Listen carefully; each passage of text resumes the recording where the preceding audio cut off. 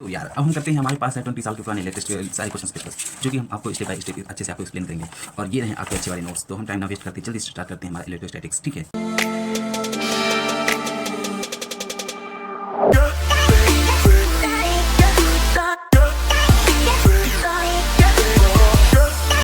तो हेलो, कैसे हैं आप सब लोग? आई होप अच्छे होंगे। और पढ़ाई भी कैसी चल रही होगी? अच्छी चल रही होगी। तो आई होप अच्छी चल रही होगी। यार देखो, हमारे पास टेंशन हो रही है क्योंकि एग्ज़ाम को हमारे पास बहुत कम टाइम बचा है। एग्ज़ाम के लिए सिर्फ 3 दिन का टाइम बचा है। ठीक है, 3 दिन का टाइम बचा है। तो हम आपसे प्रॉमिस कर रहे हैं कि जो हमारा फर्स्ट चैप्टर है इलेक्ट्रिक चार्ज एंड फील्ड का, ठीक है, उसमें क्या है कि हम 3 दिन मुझे दे दो, 3 दिन में पूरा A to Z आपको पूरा कवर कराएंगे कोर्स। ठीक है, और अच्छे से लास्ट के 20 ईयर्स में जितने भी क्वेश्चन आए हुए आपके सामने एक्सप्लेन करेंगे। बस आपको क्या करना है, आपको आना है, लेक्चर देखना है, आपको नोट्स चाहिए, नोट्स हम भेज देंगे। बस आप 3 दिन अच्छे से पढ़ाई कर लो यार। ठीक है, अच्छे से।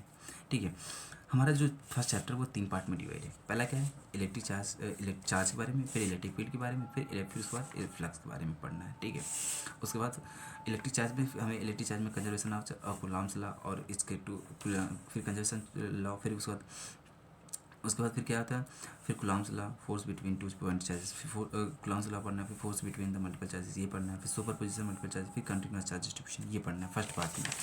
और सेकेंड पार्ट में हमें ये इलेक्ट्रिक फील्ड और ये पढ़ना है। और लास्ट वाले थर्ड पार्ट में हमें इलेक्ट्रिक फ्लक्स और ये सब गॉस लॉ वगैरह पढ़ना है। ठीक है, तो हम टाइम को ना वेस्ट करते हुए स्टार्ट करते हैं। हमारे पास इलेक्ट्रिक चार्ज क्या होता है, कंजर्वेशन चार्ज क्या होता है। ठीक है, ये सारी चीज़ें प्रॉपर्टीज़ पढ़ते हैं।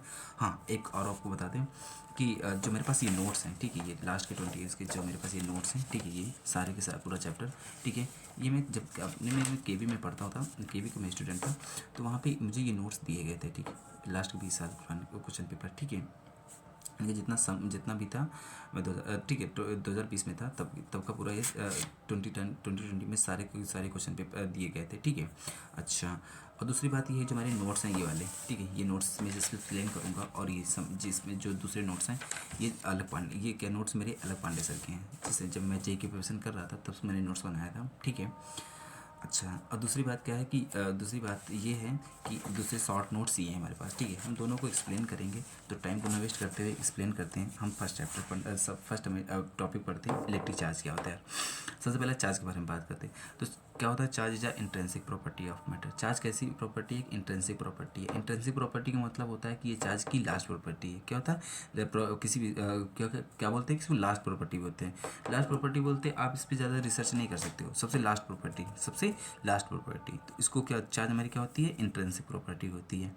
अच्छा, अभी क्या होता है, जो हमारे फिर क्या होता है, चार्ज एक स्केलर क्वांटिटी। कैसी क्वांटिटी, स्केलर क्वांटिटी। ठीक है, इट कैन बी एड्रेस subtracted as a number, it SI unit coulomb and the dimensional formula M0L0TA। ठीक है, कोई दिक्कत नहीं। अच्छा, फिर देखो, मतलब क्या होता है, इस basically the property of material which experience the force of attraction और रिपल्सन। अभी इसकी बात करते हैं। देखो, फिर क्या होता है कि एक हमारे पास साइंटिस्ट आए थे, बेंजामिन फ्रैंकलिन। इन्होंने इंट्रोड्यूस किया कि हमारे जो चार्ज होते हैं वो कितने टाइप के होते हैं, 2 टाइप के होते हैं। ठीक है, एक होता है पॉजिटिवली चार्ज, दूसरा होता है निगेटिवली चार्ज, है ना।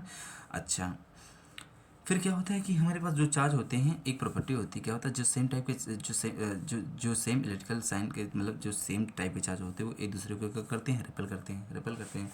और जो निगेटिव वाले जो डिफरेंट एक मिनट, हाँ, जो जैसे ये मेरे पास पॉजिटिव साइन है ना, तो ये एक दूसरे को क्या करेंगे, रिपेल करेंगे। क्या करेंगे, रिपेल करेंगे। ये लाइक वाले एक दूसरे को क्या करेंगे, रिपेल करेंगे। अगर मैं माइनस माइनस ले लूँ तो ये भी दूसरे को क्या करेंगे, रिपेल करेंगे। क्या करेंगे, रिपेल करेंगे।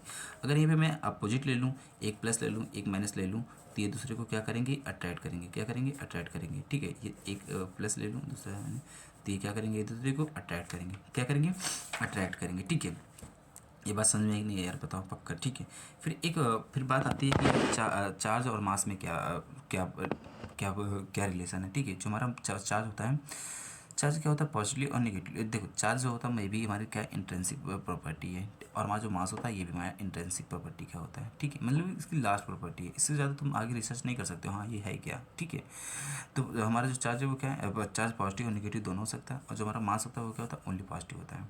ठीक है, जो हमारा चार्ज होता है वो क्या होता है, इंडिपेंडेंट ऑफ स्पीड। क्या बोलते हैं चार्ज, मतलब अगर स्पीड बढ़ रही है तो चार्ज पे कोई इफेक्ट नहीं पड़ता है। लेकिन जो हमारा अगर तुम ये मास डिपेंडेंट, ये क्या होता है, हमारा जो मास होता है वो डिपेंड्स अपॉन स्पीड। स्पीड अगर हमारी बढ़ रही होती तो हमारा क्या होता है, मास क्या होता है, बढ़ रहा होता है। हमारा क्या होता है मेनली, अगर जैसे तुम यार यहाँ पे 3 किलोमीटर तुम्हारा तुम्हारा वेट अगर 60 kg है, ठीक है, तुम रेस्ट पे हो, अगर तुम दौड़ना शुरू करते हो ना तो तुम्हारा वेट बढ़ जाएगा स्पीड के साथ, ठीक है। तो ये बात थी। अच्छा बताओ कोई दिक्कत? तो मैंने पढ़ लिया, मतलब कि मैंने अगर फर्स्ट मैं बात करूँ तो प्रॉपर्टीज़ की, अब बात करते हैं इसकी, हमने चार्ज की प्रॉपर्टी की, ठीक है। अच्छा, तो हमारा फर्स्ट जो प्रॉपर्टी वो क्या है, कंजर्वेशन ऑफ चार्ज। क्या है, conservation of charge. Conservation charge का मतलब क्या होता है, चार्ज को ना तो तुम बना सकते हो ना तो नष्ट कर सकते हो, केवल एक फॉर्म से दूसरे फॉर्म में कन्वर्ट होता है ना। वैसे जैसे लॉ ऑफ कंजर्वेशन, जैसे क्या बोलते हैं कि कंजर्वेशन ऑफ चार्ज होता है, वैसे लॉ ऑफ कंजर्वेशन भी होता है ना, समझ रहे हो ना। Love can not be created not be destroyed, only transfer from one form बाबू टू अनदर बाबू। सॉरी ज़्यादा हो गया है ना।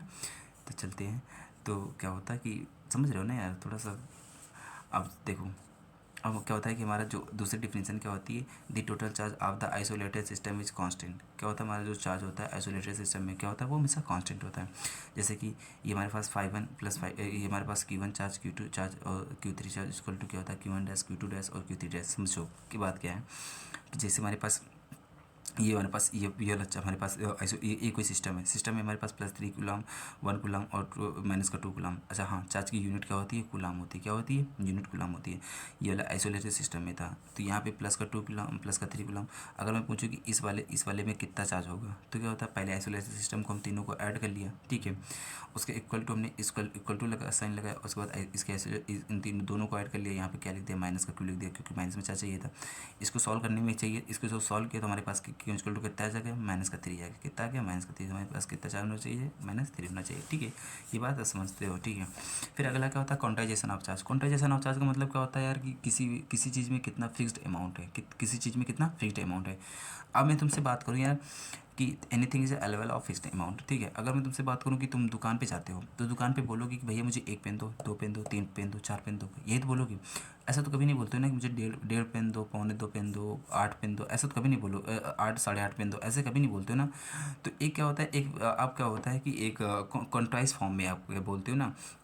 फिर दूसरी डिफिनेशन क्या होती है कि क्वांटाइजेशन की the smallest charge of the can exist the independently is charge 1 electron. और 1 इलेक्ट्रॉन पे कितना होता है, 1.6 × 10⁻⁻⁻⁻⁻⁻⁻⁻⁻⁻⁻⁻⁻⁻⁻⁻⁻⁻⁻⁻⁻⁻⁻⁻⁻⁻ इलेक्ट्रॉन फंडा, ये इसी को फंडामेंटल चार्ज भी बोलते हैं। जो हमारा सबसे स्मॉलेस्ट चार्ज कैन एग्जिस्ट, जो सबसे हमारा क्या बोलते हैं कि सबसे स्मॉलेस्ट चार्ज होता है वो क्या होता है, हमारा इलेक्ट्रॉन होता है, जो इंडिपेंडेंटली ऑफ चार्ज होता है, ठीक है। अच्छा, जो हमारा एक चीज़ और याद रखना है आपको कि हमारा जो ये चीज़ याद रखनी है आपको। क्या होता है क्वांटाइजेशन चार्ज मतलब क्यू इक्वल टू क्या होता है, +- ठीक है। क्यों क्या होता है हमारा charge on body, charge any body, और क्या होता है चार्ज ऑफ इलेक्ट्रॉन, एन क्या होता है इंटीजर। और इंटीजर कैसे कहाँ से शुरू होगा, 1 से शुरू होगा। या तो 1 इलेक्ट्रॉन है तो 2 इलेक्ट्रॉन है तो 3 इलेक्ट्रॉन है तो डॉटर कितने इलेक्ट्रॉन हो सकते हैं, ठीक है। पर कभी जीरो से नहीं, कभी जीरो, कभी 2.25, कभी 8, कभी 8.5, कभी ये नहीं होना चाहिए। क्वांटाइजेशन मतलब क्या होता है, एक एनी चीज़ में मतलब फिक्स अमाउंट में लेवल, ये तो 1 2 100 4 500 इतने हो तो ये चल जाएगा, ठीक है। अब बात समझ रहे हो नहीं समझ रहे हो मेरा, ठीक है। फिर एक क्वेश्चन है न्यूमेरिकल छोटा सा, कह रहा a charge can a charge of 8 × 10⁻⁻18 coulomb be give to a body. कितने चार्ज इस पे कितना दे रखा, इतना चार्ज दे रखा, कह रहा है कि कितने नंबर ऑफ इलेक्ट्रॉन कितना चार्ज देना पड़ेगा। तो हमने क्यू इक्वल टू क्या रख दिया, 8 × 10⁻⁻18 कूलम। फिर एन की जगह पर एन रहने दिया, ई की जगह पर हमको पता है कि 1.6 × 10⁻⁻19 कूलम। हमने फिर इसको हमने इधर भेज दिया, तो 8 × 10⁻⁻18 कूलम अपान में कितना 1.6 × 10⁻19। इसको जब सॉल्व करो कितना जाएगा, प्लस इक्वल टू कितना एन इक्वल टू कितना जाएगा, प्लस 50, कितना एन इक्वल टू कितना +50 इलेक्ट्रॉन। मतलब कि हाँ 50 आया तो मेरा सही है। अगर 50.5 आता तो यहाँ पे हम बोल देते 9, ठीक। बात समझ रहे हो नहीं समझ रहे हो, अच्छा। तो हमने क्या हुआ था, हमने प्रॉपर्टीज़ और ये सारी चीज़ें कर लिया, ठीक है। अब इससे इंपॉर्टेंट क्वेश्चन ये चीज़ बनते हैं कि प्रॉपर्टीज ऑफ इलेक्ट्रिक फील्ड, ये बता दो ही दोगे, क्वांटाइजेशन ऑफ चार्ज का मतलब बता दोगे, ठीक है। हाँ, अब क्या होता है मेथड, फिर क्या होता है कि ये हम अगला हमारा टॉपिक है method of charging of body, ठीक है। ये हमें पढ़ना है, ठीक है। सेकेंड टॉपिक, अच्छा सेकेंड टॉपिक पढ़ते टाइम पे 1 मिनट आपको पेज ले लेते हैं समझाने के लिए, ठीक है। हाँ, पहला क्या है, वेस्ट टू चार्जेस। सबसे पहला क्या है, charging by conduction. Charging by conduction में देखा होता है डायरेक्ट, क्या होता है डायरेक्ट। देखो डेड, अच्छा देखो ये मेरे पास एक बॉडी है एक, ठीक है, इसमें एक्सेस ऑफ इलेक्ट्रॉन, इलेक्ट्रॉन सब भरे हुए हैं, क्या है इलेक्ट्रॉन इसमें भरे हुए हैं, ठीक है, एक्सेस ऑफ इलेक्ट्रॉन, ये क्या है एक्सेस ऑफ इलेक्ट्रॉन, इसमें सब क्या होते हैं इलेक्ट्रॉन भरे हुए हैं। और दूसरी बॉडी मेरे पास क्या है न्यूट्रल, दूसरी बॉडी क्या है हमारे पास न्यूट्रल। इसमें न्यूट्रल मतलब क्या होता है, जितने नंबर ऑफ इलेक्ट्रॉन हो उतने नंबर ऑफ प्रोटॉन है, ठीक है, जितने नंबर ऑफ इलेक्ट्रॉन है जितने नंबर ऑफ प्रोटॉन है। फिर हमने इन दोनों को ऐड करवाया, इन दोनों को हमने क्या किया, इन दोनों को हमने क्या किया, टच करवाया। इसमें माइनस ऑफ इलेक्ट्रॉन थे, तो ये क्या न्यूट्रल पॉजिटिव थे, इसमें क्या हो जाएंगे, ये ज़्यादा इलेक्ट्रॉन वाले इसमें क्या हो जाएगा ट्रांसफ़र हो जाएंगे। जब ट्रांसफ़र हो जाएंगे तो फिर इन दोनों को हम थोड़ी देर बाद क्या करेंगे, अलग अलग कर देंगे। जब अलग अलग कर दोगे तो इसमें भी इलेक्ट्रॉन हो जाएंगे, इसमें भी इलेक्ट्रॉन आ जाएंगे। बताओ, तो हमने एक बॉडी से इसको चार्ज कर दिया, ठीक है। हाँ, अब क्या होता है कि क्वेश्चन ये है कि हमारे पास चार्ज जो है वो इक्वली डिस्ट्रीब्यूटेड है। तो क्या होता है, इफ़ शेप साइज मटेरियल अब बोथ कंडक्टर आर सेम, अगर हमारे पास दोनों का शेप साइज और मटेरियल सेम है तो हमारे पास जो चार्ज होगा वो क्या होगा, इक्वली डिस्ट्रीब्यूटेड होगा। क्या होगा, इक्वली डिस्ट्रीब्यूटेड होगा, ठीक है। अच्छा, अब अगला हमारा क्या है यार, चार्जिंग बाय इंडक्शन, ठीक है, विदाउट कॉन्ट्रैक्ट। देखो यहाँ पे हमारे पास एक्सेस ऑफ इलेक्ट्रॉन एक बॉडी थी, ठीक है, और दूसरी बॉडी का न्यूट्रल बॉडी, ठीक है। अब की बार हम टच नहीं कराएंगे। देखो हम हमने क्या किया, हमारे पास हमने फिर एक्सेस ऑफ इलेक्ट्रॉन की बॉडी को हमने, ये वाली बॉडी ए थी, हमने इसके पास लेकर आए। जो न्यूट्रल बॉडी थी ये माइनस थे, इसको जो माइनस थे पॉजिटिव वाले इसके चार्ज क्या था इसकी तरफ आ जाएंगे, ठीक है, और नेगेटिव वाले चार्ज इधर चले जाएंगे। फिर हमने एक बी बॉडी लेकर आए, बी बॉडी क्या किया, ए से हमने क्या किया, अटैच कर दिया, बी वाली बॉडी को हमने ए से अटैच कर दिया। अब बी वाली बॉडी क्या है हमारे पास, कंडक्टिंग बॉडी है, तो जो माइनस वाले होंगे इसमें ट्रांसफ़र हो जाएंगे, माइनस वाले इसमें क्या ट्रांसफ़र हो गए, है ना। फिर क्या करेंगे, हम तीनों को सेपरेट कर देंगे, तीनों को फिर क्या करें, इन दोनों को फिर सेपरेट कर देंगे, तो इसमें माइनस वाले हो जाएंगे, इसमें प्लस वाले, सिर्फ इसमें माइनस वाले बचेंगे। बताओ कोई दिक्कत नहीं, इतनी बात समझ में नहीं आई, ठीक है। अब अगला हमारा मेथड क्या होता है, चार्जिंग बाई फ्रैक्शनल। क्या होता है, चार्जिंग बाई फ्रैक्शनल, है ना। अच्छा, चार्जिंग बाई फ्रैक्शनल, इसमें क्या होता है कि इसमें क्या होता है, जो हमारा चार्ज होता है क्या होता है, रब करने से ट्रांसफ़र हो जाते हैं, ठीक है। बताओ कोई दिक्कत, इसमें क्या एक में निगेटिव आ जाएंगे, दूसरे वाले में पॉजिटिव आ जाएंगे, ये बात समझ में नहीं आई। अच्छा, फिर अब हमें जो सबसे मेन इंपॉर्टेंट टॉपिक पढ़ना है वो क्या पढ़ना है, कूलॉम्स लॉ। क्या पढ़ना है, कूलॉम्स लॉ, बहुत इंपॉर्टेंट है यार। देखो आपको समझाते हैं पहले, कूलॉम्स लॉ क्या होता है। कूलॉम अंकल थे, उन्होंने कहा कि आपको जो हमारे पास जो आपके पास दो चार्ज हैं, एक मान लो ये Q1 मेरे पास है, ठीक है, ये प्लस का Q1 है और ये प्लस का Q2 है, ठीक है, प्लस का Q2 है। इनके बीच की डिस्टेंस क्या है, R है, इनके बीच की डिस्टेंस क्या है, R है। अच्छा, ये प्लस का ये भी प्लस का, तो ये इस पर क्या करेगा, रिपेल करेगा। तो इसको मैंने फर्स्ट चार्ज नाम दे दिया, इसको सेकेंड चार्ज दे दिया। तो 2 को कौन फोर्स लगा रहा है, 1, तो F21 लिखेंगे। अच्छा, अब इसको कौन फोर्स लगा रहा है, 1 को कौन फोर्स लगा रहा है, 2, तो F12 लिखेंगे इसका, ठीक है। अच्छा, ये समझ में आएगा नहीं, बताओ। अब फिर उन्होंने क्या बोला, जो F होगा वो डायरेक्टली प्रोपोर्शनल होगा दोनों प्रोडक्ट ऑफ चार्ज के, ठीक है। ये मेरे पास फर्स्ट इक्वेशन, प्रोडक्ट ऑफ दोनों चार्ज के, ठीक है। और फिर जो इन्वर्सली प्रोपोर्शनल होगा वो क्या होगा, स्क्वायर ऑफ डिस्टेंस के, इन्वर्सली प्रोपोर्शनल क्या होगा, स्क्वायर ऑफ डिस्टेंस की, ठीक है, स्क्वायर, ठीक है। और फॉर हमारे पास फर्स्ट एंड सेकेंड इक्वेशन तो क्या हो जाएगा, F directly proportional Q1 Q2 upon में R², ठीक, कोई दिक्कत नहीं ना। अच्छा, ये प्रोपोर्शनल का साइन हटता है तो इसकी जगह पर क्या आ जाता है, कांस्टेंट आ जाता है, क्या जाता है, कांस्टेंट के Q1 Q2 अपॉन में R², क्या आ जाता है, के Q1 Q2 अपॉन में R², ठीक है। बताओ कोई दिक्कत नहीं ना। अब के क्या है मेरे पास, के को क्या बोलते हैं, कांस्टेंट अपॉन मीडियम। के क्या होता है हमारे पास, कांस्टेंट अपॉन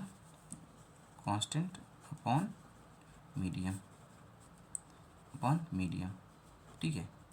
अच्छा, और जो इसकी वैल्यू होती है वो क्या होती है, इसकी जो के की वैल्यू आती है, के की वैल्यू, तो के की वैल्यू क्या होती है, दिख रहा है ना आपको, हाँ, 9 × 10⁹ न्यूटन मीटर स्क्वायर पर कूलम स्क्वायर, ठीक। बताओ कोई दिक्कत नहीं ना। अच्छा, ये चीज़ समझ में आई ना। पहले क्या होता है, F डायरेक्टली प्रोपोर्शनल दोनों प्रोडक्ट ऑफ चार्ज की, inversely proportional square of distance के, फिर हम दोनों इक्वेशन से F1 Q1 Q2 पान R², फिर क्या होता है कि हमारे पास हम जब प्रोपोर्शनल का साइन हटाएंगे तो के Q1 Q2 पान में R²। अब के क्या होता है, के के बारे में अच्छे से पढ़ेंगे, ठीक है। अब तुमने देखा होगा के बारे में, के की वैल्यू होती है वो क्या होती है, 1/4 पाई एप्सिलॉन, ठीक है, एप्सिलॉन बोलते हैं। अब एप्सिलॉन नॉट क्यों, वो एप्सिलॉन नॉट भी देखा होगा, लिखा होता है एप्सिलॉन नॉट, एप्सिलॉन बोलते हैं सिर्फ, ठीक है। अब इसके पीछे कहानी थोड़ी सी हम बाद में पढ़ेंगे, इसको बोलते हैं परमिबिलिटी ऑफ मीडियम। ठीक है, 2 मिनट बाद देखते हैं ये चीज़, आपको समझाते हैं। ठीक है, अब देखो मेरा मोटो क्या था ये समझाने का। तो हाँ सर, हाँ जो फोर्स होता है acts along lining joining two centre of charges. अच्छा हाँ, जो ये फोर्स लग रही है ना हमेशा एक lining joining of two centre, मतलब हमेशा इसी लाइन पे लगना चाहिए सेंटर ऑफ। ऐसा नहीं कि ये इसके यहाँ पे ये फोर्स लगा, इसके कोने पे ये फोर्स इधर कोने पे लगा, ऐसा नहीं होता। हमेशा क्या होता है, फोर्स जो लगेगा वो हमेशा सेंटर पे लगेगा। क्या लगेगा, हमेशा सेंटर पे लगेगा। बताओ कोई दिक्कत नहीं ना।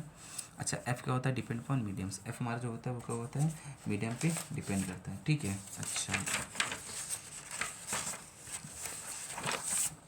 अच्छा ये चीज़ हमने यहाँ से इतना कर लिया। ठीक है, हाँ तो इसकी एफ के की वैल्यू क्या होती है, 1/4 पाई एप्सिलॉन नॉट। एप्सिलॉन नॉट कैसे आया ये समझाते हैं, क्यों टू पावर में आर स्क्वायर। ये एप्सिलॉन नॉट की सिर्फ ये किसके लिए अप्लाई, देखो एप्सिलॉन लिखते हो तो सबके लिए अप्लाई है। अगर एप्सिलॉन नॉट लिख लेते तो फार्मूला सिर्फ किसके, एयर और वैक्यूम के लिए होता है। देखो समझाते हैं बात क्या है। देखो आपको 1 मिनट, देखो अब समझाते हैं आपको इसका एप्सिलॉन नॉट का मतलब क्या है। 1 मिनट,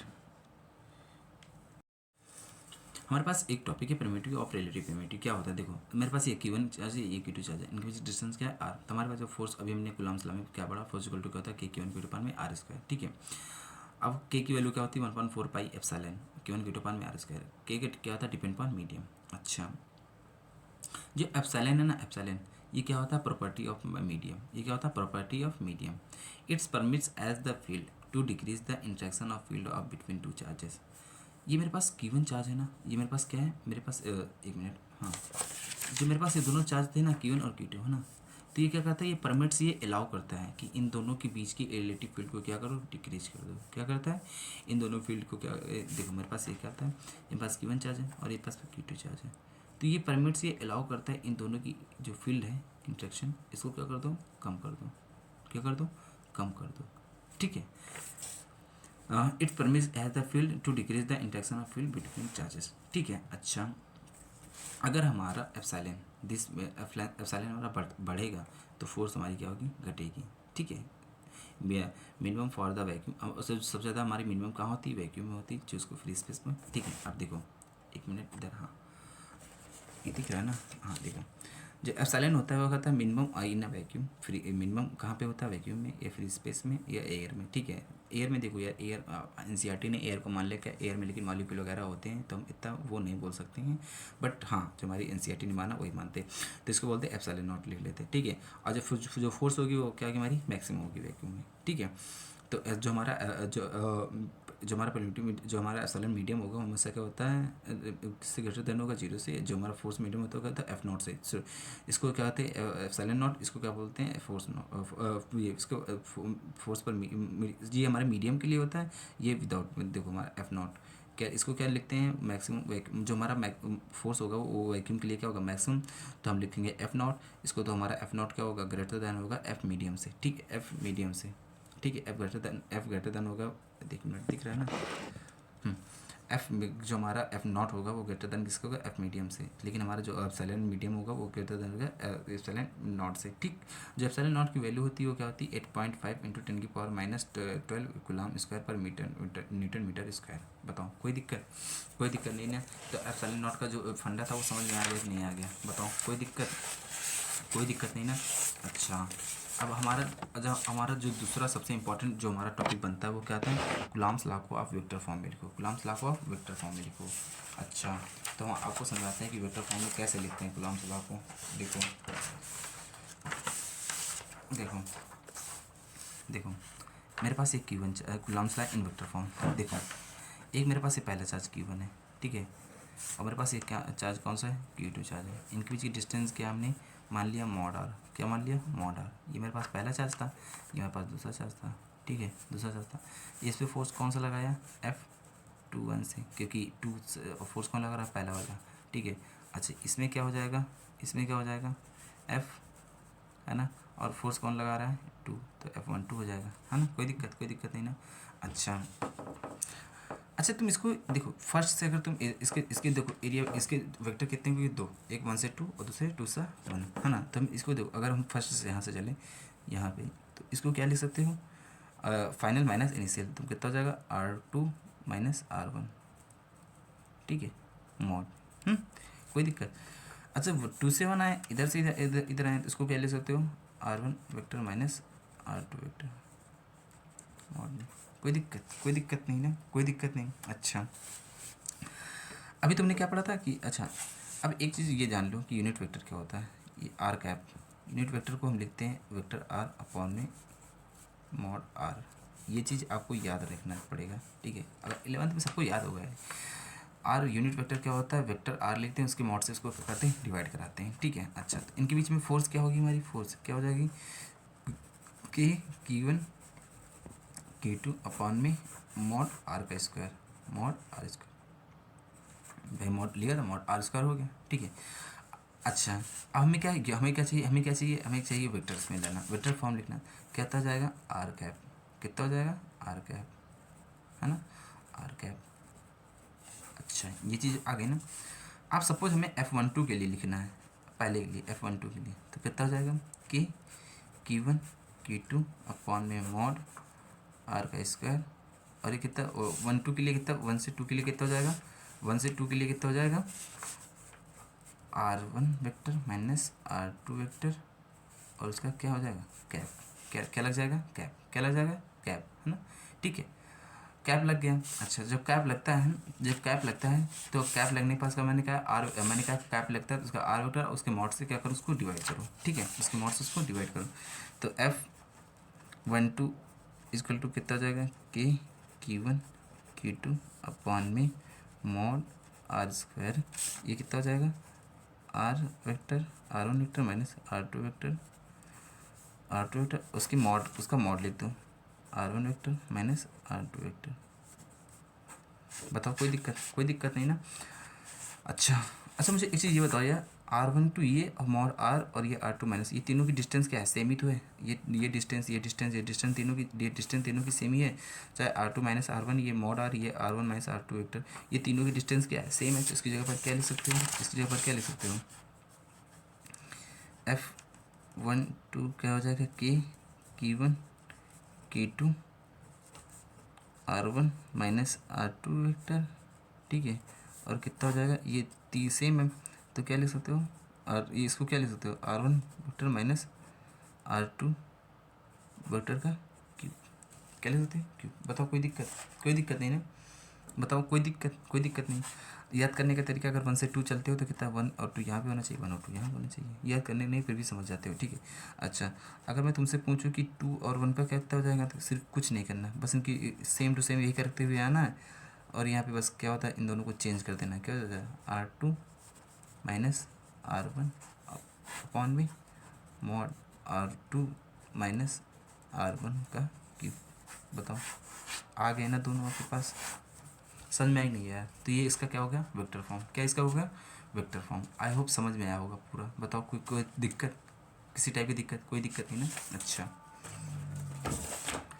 देखो ये चीज़ आपको समझ में आ गई। फिर क्या होता है यार, जो इलेक्ट्रिक फोर्स होती है वो और ग्रेविटेशनल फोर्स में क्या सिमिलरिटी, क्या डिफरेंस है, जो हमारे पास दोनों क्या होता है, सिमिलरिटी क्या होगी, जो हमारी ग्रेविटेशनल फोर्स है और जो हमारी इलेक्ट्रोस्टैटिक फोर्स है, वो दोनों क्या करती है, स्क्वायर लॉ को फॉलो करती हैं, और दोनों का जो acts along line joining centre, ठीक है।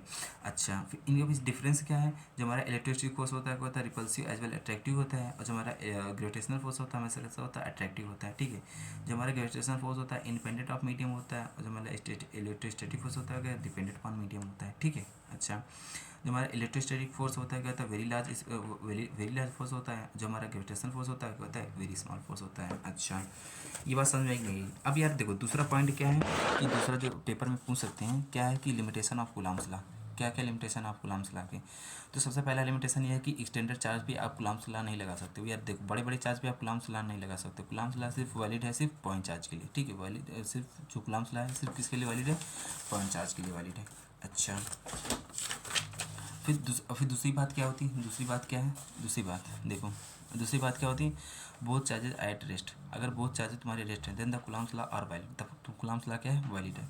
अगर and both charges are the motion, अगर हमारे बोथ चार्जेस क्या है मोशन में, then the Coulomb's law are not valid, तो हमारे कूलम्ब्स लॉ क्या होगा, नॉट वैलिड होगा, ठीक है। अच्छा, one charge are motion and the other charge is rest, then the Coulomb's are law valid, अगर एक चार्ज हमारा मोशन में दूसरा चार्ज रेस्ट है तब हमारा कूलम्ब्स लॉ भी वैलिड है, ठीक, कोई दिक्कत नहीं ना। अच्छा, अब क्या है principle of superposition of electrostatic force. अब सुपरपोजिशन ऑफ इलेक्ट्रोस्टैटिक फोर्स का मतलब क्या होता है समझाते हैं आपको, देखो ये मेरे पास Q1 चार्ज है ना, यहाँ पे Q2 चार्ज है, यहाँ पे Q3 चार्ज है ना, Q3 चार्ज है। अब मैं तुमसे बोलूँ यार कि Q3 पे कितना फोर्स लग रहा है, तुम क्योंकि यार पॉजिटिव दोनों मान लो, पॉजिटिव ये भी, पॉजिटिव भी, पॉजिटिव भी, तो ये इस पर ऐसे फोर्स लगाएगा ना, ऐसे, और ये इस पर कैसे, ये ऐसे लगाएगा, है ना, ठीक है, क्योंकि पॉजिटिव चार्ज है। अच्छा, तो मान लो ये, तो ये Q3 पे कितना हो जाएगा, तो F कितना फोर्स लगाएगा, F31, और ये कितने पे लगाएगा, F32 लगाएगा। अरे मान लो कि एक और फोर्स आ गया, एक और चार्ज आ गया Q4, वो भी इस पे फोर्स लगाएंगे। तो जितने भी मतलब क्या होता है कि जितने भी जैसे कि जितने भी फोर्स इस पे लगाते जा रहे हैं, तो हम उनका जो सम होगा, जब हमें अगर मैं पूछूँ नेट फोर्स कितनी लग रही है, नेट फोर्स कितनी लग रही है, तो क्या करो सबको ऐड कर दो, एफ नेट कितना, तो क्या करोगे इन सबको ऐड कर दो, F1 कितना फोर्स लगा रहा था, F2 कितने, पहला वाला चार्ज कितनी फोर्स लग रही थी, F3 कितनी फोर्स लग रही, तो इनका सबको जब ऐड करना है, एडिशन किसमें, वेक्टर, इनका सबका ऐड कर दो वेक्टर फॉर्म में एडिशन, तो वही क्या होता है हमारा सुपरपोजिशन, वही क्या होता है प्रिंसिपल ऑफ सुपरपोजिशन होता है, ठीक है। यहाँ पे क्यू चार्ज था, यहाँ पे ये वाला ये Q1 चार्ज इस पे फोर्स लगा रहा था, ये इस Q2 इस पे फोर्स लगा रहा था Q3।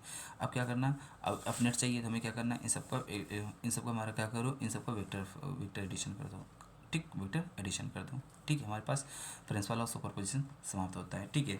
अब देखो यार टाइप ऑफ न्यूमेरिकल्स बनते हैं, सबसे पहला क्या पॉलीगन टाइप ऑफ न्यूमेरिकल, जैसे हमारे पास ये हमारे पास इक्विलेटरल ट्रायंगल है, ठीक है, हमारे पास क्या है इक्विलेटरल ट्रायंगल है, ठीक है, इक्विलेटरल ट्रायंगल है, प्लस का क्यों चार्ज रखा हुआ है, ये प्लस का क्यों चार्ज रखा हुआ है, ये प्लस का क्यों चार्ज रखा हुआ है, ये हमारे पास ए है, ये हमारे पास बी है, ये हमारे पास सी है, ठीक है। इसको मान लो ये साइड ए है, साइड ये ए है, ये ए है। अब इससे पूछता है कि find the net electric force कितना, सी पे, पॉइंट पे, बी पे या ए पे, कहीं भी पूछ सकता है। तो अच्छा बताओ, तो अगर मैं पूछूँ सी पे तो क्या हो जाएगा, ये प्लस का, ये भी प्लस का, तो इसको क्या करेगा, रिपेल करेगा, कौन सा एफ फोर्स, कौन सा सी ए बी वाला फोर रिपेल कर रहा है, और ये वाला किसके रिपेल कर रहा है, एफ सी पॉइंट को कौन आ रहा है रिपेल करने, ए वाला, है ना। अच्छा अब इन दोनों का जो एफ नेट होगा वो कहाँ से जाएगा, बी से जाएगा, बिल्कुल है ना, एफ नेट जाएगा 20 से, है ना। अच्छा, तो अगर मैं तुमसे पूछूँ फोर्स, अगर मैं तुमसे पूछूँ कि फोर्स जो होगी हमारी एफ सी बी का, तो कितना आ जाएगा, वही फार्मूला के, पहला चाहिए दूसरा चाहिए, तो के क्यू 1 Q2 पान में ए स्क्वायर, डिस्टेंस कितनी ए स्क्वायर, तो कितना हो जाएगा के क्यू ए स्क्वायर, के ए स्क्वायर ना, के Q square by A square, कोई दिक्कत नहीं ना। अच्छा, अगर मैं इसकी बात करूँ एफ सी बी की भी कितना हो जाएगा, Q1 Q2 पान में ए स्क्वायर, तो ये भी इसकी फोर्स कितनी आ जाएगी, के क्यू अपॉन में ए स्क्वायर, कोई दिक्कत नहीं ना। अच्छा, यही हो जाएगी कि नहीं हो जाएगी अच्छा, इन दोनों को हम थोड़ी देर के लिए, इसको हम f मान लेते हैं, इसको भी हमने क्या हुआ f मान लेते हैं, क्या मान लेते हैं, f मान लेते हैं थोड़ी देर के लिए, f ठीक है, f मान लिया। अच्छा, तो हमारा जो एफ नेट होता है, एफ नेट का रिजल्टेंट कितना हो जाता है, under the root F square plus F square A square plus B square plus 2ab cos theta, तो A square plus B square plus 2a कितना है, F into B F cos theta. अच्छा, equilateral triangle है तो cos theta कितना हो जाता है 60, तो कितना हो जाएगा कॉस 60 डिग्री, है ना। तो ऑफिस के बाद कितना हो जाएगा, एफ स्क्वायर प्लस 2f कितना हो जाएगा 2f² और कॉस 60 की वैल्यू कितनी होती है 1/2, तो ये 2 से 2 कट जाएगा, जब 2 से 2 कट जाएगा कितना जाएगा अंडर द रूट 3f², कितना हो जाएगा 3f², तो एफ स्क्वायर कितना एफ 12 आ जाएगा, तो कितना हो जाएगा √3, तो एफ की वैल्यू कितनी आई थी के क्यू स्क्वायर अपॉन में ए स्क्वायर, तो कितना जाएगा के क्यू स्क्वायर अपॉन में ए स्क्वायर, और कितना जाएगा ये √3, तो हमारे पास ये नेट फोर्स आ गई, है ना। बताओ कोई दिक्कत, कितने इजी न्यूमेरिकल्स हैं यार। सबसे पहले क्या हुआ था, इन दोनों की फोर्स निकाला, फिर उन दोनों को हमने वेक्टर सम में एडिशन कर दिया, बस आ गया आंसर। बताओ कोई दिक्कत नहीं ना। अच्छा, देखो जो हमारा फर्स्ट पार्ट था ना, हमने फर्स्ट पार्ट को कवर कर लिया, ठीक है, अब हम नेक्स्ट हमारा जो टॉपिक है वो क्या है, इलेक्ट्रिक फील्ड के बारे में आगे मूव करते हैं। तो आई होप समझ में आ रहा होगा, तो प्लीज़ लाइक और सब्सक्राइब कर दो, प्लीज़।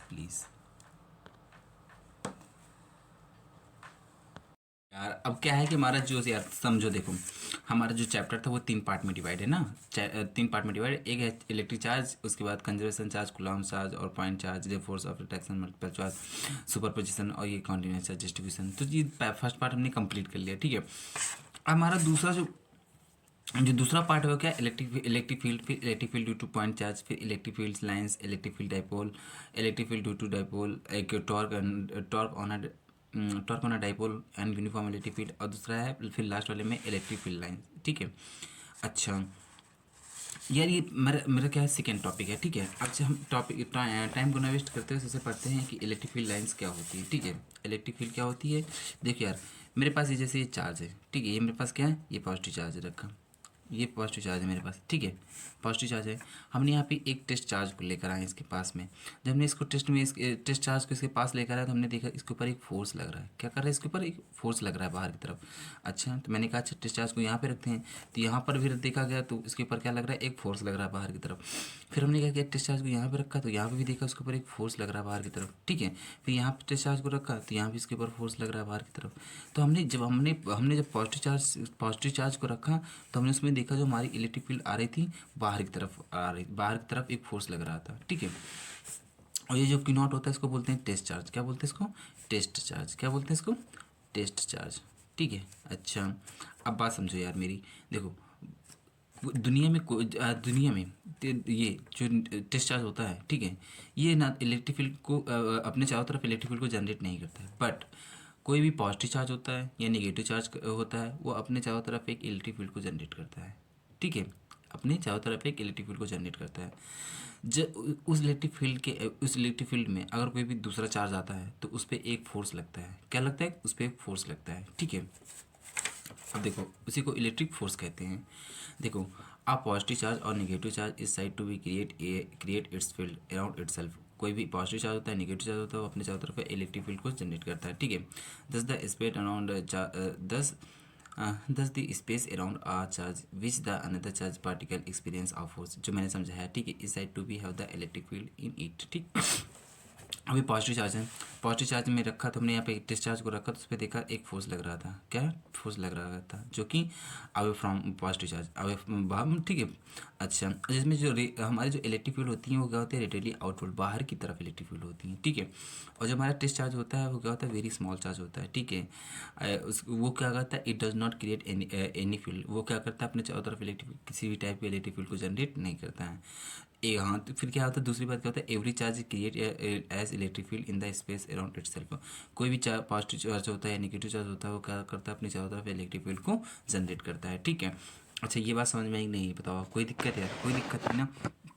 अब बात आती है कि यहाँ पे अब हमने क्या किया कि हमने जब निगेटिव चार्ज को रखा यार, हमने निगेटिव चार्ज को लिया, हमने अब फिर यहाँ पे टेस्ट चार्ज को रखा तो हमने देखा कि यार इसको क्या कर रहा है, अपनी अपनी और इसको अपनी ओर अटैच कर रहा है, ठीक है। अच्छा मैंने कहा ऐसी बात है, फिर हमने कहा यहाँ पे रखते हैं, तो यहाँ पे भी रखा तो देखा अपनी ओर इसको अटैच कर रहा है। फिर हमने टेस्ट चार्ज को यहाँ पे रखा, यहाँ भी देखा इसको अपनी ओर अटैच कर रहा है। फिर हमने टेस्ट चार्ज को यहाँ पे रखा तो ये भी इसको अटैच कर रहा है, ठीक है, अटैच कर रहा था। तो इसमें जो हमारी इलेक्ट्रिक फील्ड लाइंस, जो हमारी इलेक्ट्रिक फील्ड होती है उसमें क्या होती है, टूवर्ड्स दी चार्ज, मतलब कि अंदर की तरफ, ठीक है। बताओ कोई दिक्कत।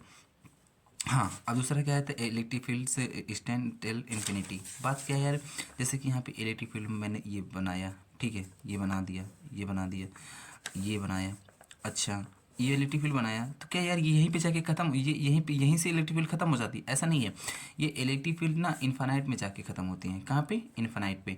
बट क्या होता है यहाँ यहाँ पे जब यहाँ से मेनली क्या होता है, इनका फोर्स कम होता जाता है। देखो यहाँ पे ज़्यादा इनका फोर्स होगा, ठीक, चार्ज है, फिर यहाँ पे और थोड़ा कम फोर्स होगा, फिर यहाँ पे और थोड़ा कम हो जाएगा, यहाँ पे फिर और कम हो जाएगा, फिर यहाँ पे क्या होता है, बिल्कुल ना के बराबर फोर्स हो जाएगा, ठीक है। ठीक फोर्स रहेगा मतलब ना के बराबर, ठीक है। तो इसकी वजह से क्या होती है, जो इलेक्ट्रिक फील्ड लाइन्स बनती है वो क्या होती है, स्टैंड करती है इन्फिनिटी तक। कहाँ तक, इन्फिनिटी तक, ठीक। कोई दिक्कत नहीं ना यार, बात समझ में आई कि नहीं, बताओ पक्का। अच्छा फिर हमारे पास एक यार टॉपिक आता है जो बहुत पूछते हैं कि सबसे ज़्यादा इसका पूछ लेते हैं कि intensity of electric field E due to the point charge plus E at distance R from it. देखो ये कह रहा है कि यार तुम्हारे पास यहाँ पे कोई चार्ज रखा हुआ है, ठीक है, यहाँ पे कोई चार्ज रखा हुआ है, ये कहीं पे ये चार्ज कहीं पे रखा हुआ है, ठीक है। अगर मैं इस चार्ज में तुमसे पूछूं कि यहाँ पे यार इलेक्ट्रिक फील्ड कितनी होगी, मुझे ये बताओ, ये क्या होगी, यहाँ पे इलेक्ट्रिक फील्ड कितनी होगी मुझे ये बताओ, तो हम क्या करेंगे, यहाँ पे यार एक डिस्टेंस खींच देंगे। डिस्टेंस कितनी बोल रहा है कि आर बोल रहा था, ये रख दिया, ठीक है। अब जिस पॉइंट पे पूछ रहा है, सपोज पी पॉइंट पे पूछ रहा है, तो वहाँ पे क्यू नॉट चार्ज रख दो। क्या रख दो, क्यू नॉट चार्ज रख दो। क्यू नॉट चार्ज रख दिया हमने, ठीक है। अब क्यू नॉट चार्ज रख दिया, जब क्यू नॉट चार्ज रख दिया तो फिर सबसे पहला काम ये करो, ये देखो, अगर कहीं भी जिस पॉइंट पे पूछता है, क्या, जिस पॉइंट पॉइंट पर पूछता है वहाँ पर क्यू नॉट चार्ज रख दो।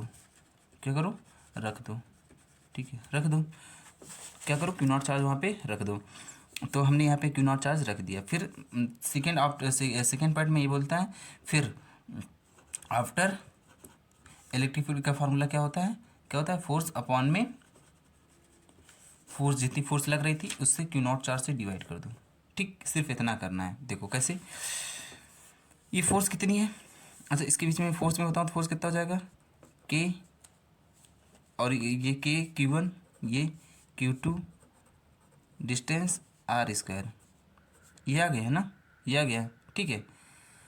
आगे नहीं आ गया। अब इसमें क्या कर रहा है कि लास्ट वाले में जो जितनी फोर्स आई है उसको क्यू नॉट चार्ज से डिवाइड कर दो, ये कर दिया। ये से ये कट जाएगा ना, तो F इक्वल टू कितना आ जाएगा, के क्यू बाई आर स्क्वायर। बताओ किसी प्रकार का दिक्कत, कोई टेंशन नहीं ना। तो ये चीज़ आई समझ में, हाँ आई कि नहीं आई बताओ। तो यही पे है कि अभी देखो हमारे पास क्या था कि यहाँ पे टेस्ट चार्ज रखा, यहाँ पे चार्ज रखा हुआ, अगर इस पॉइंट पे पूछ रहा है, पी पॉइंट पे, तो हमने कहा क्यू नॉट चार्ज रख दिया।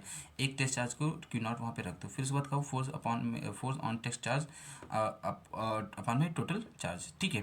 क्यू नॉट से इसको क्या करना है, डिवाइड कर देना है, ठीक है। अच्छा अब 1 मिनट, अब देखो, फिर हमने बस चार्ज को रखा, उसके बाद इसको डिवाइड कर दिया, उसके बाद जो हमने समझाया आपको वही आ गया। लेकिन ये सिर्फ ये जो हमारा ये फार्मूला है सिर्फ valid for the point charge. ये फार्मूला किसके लिए में वैलिड है, सिर्फ पॉइंट चार्ज के लिए वैलिड है, ठीक है।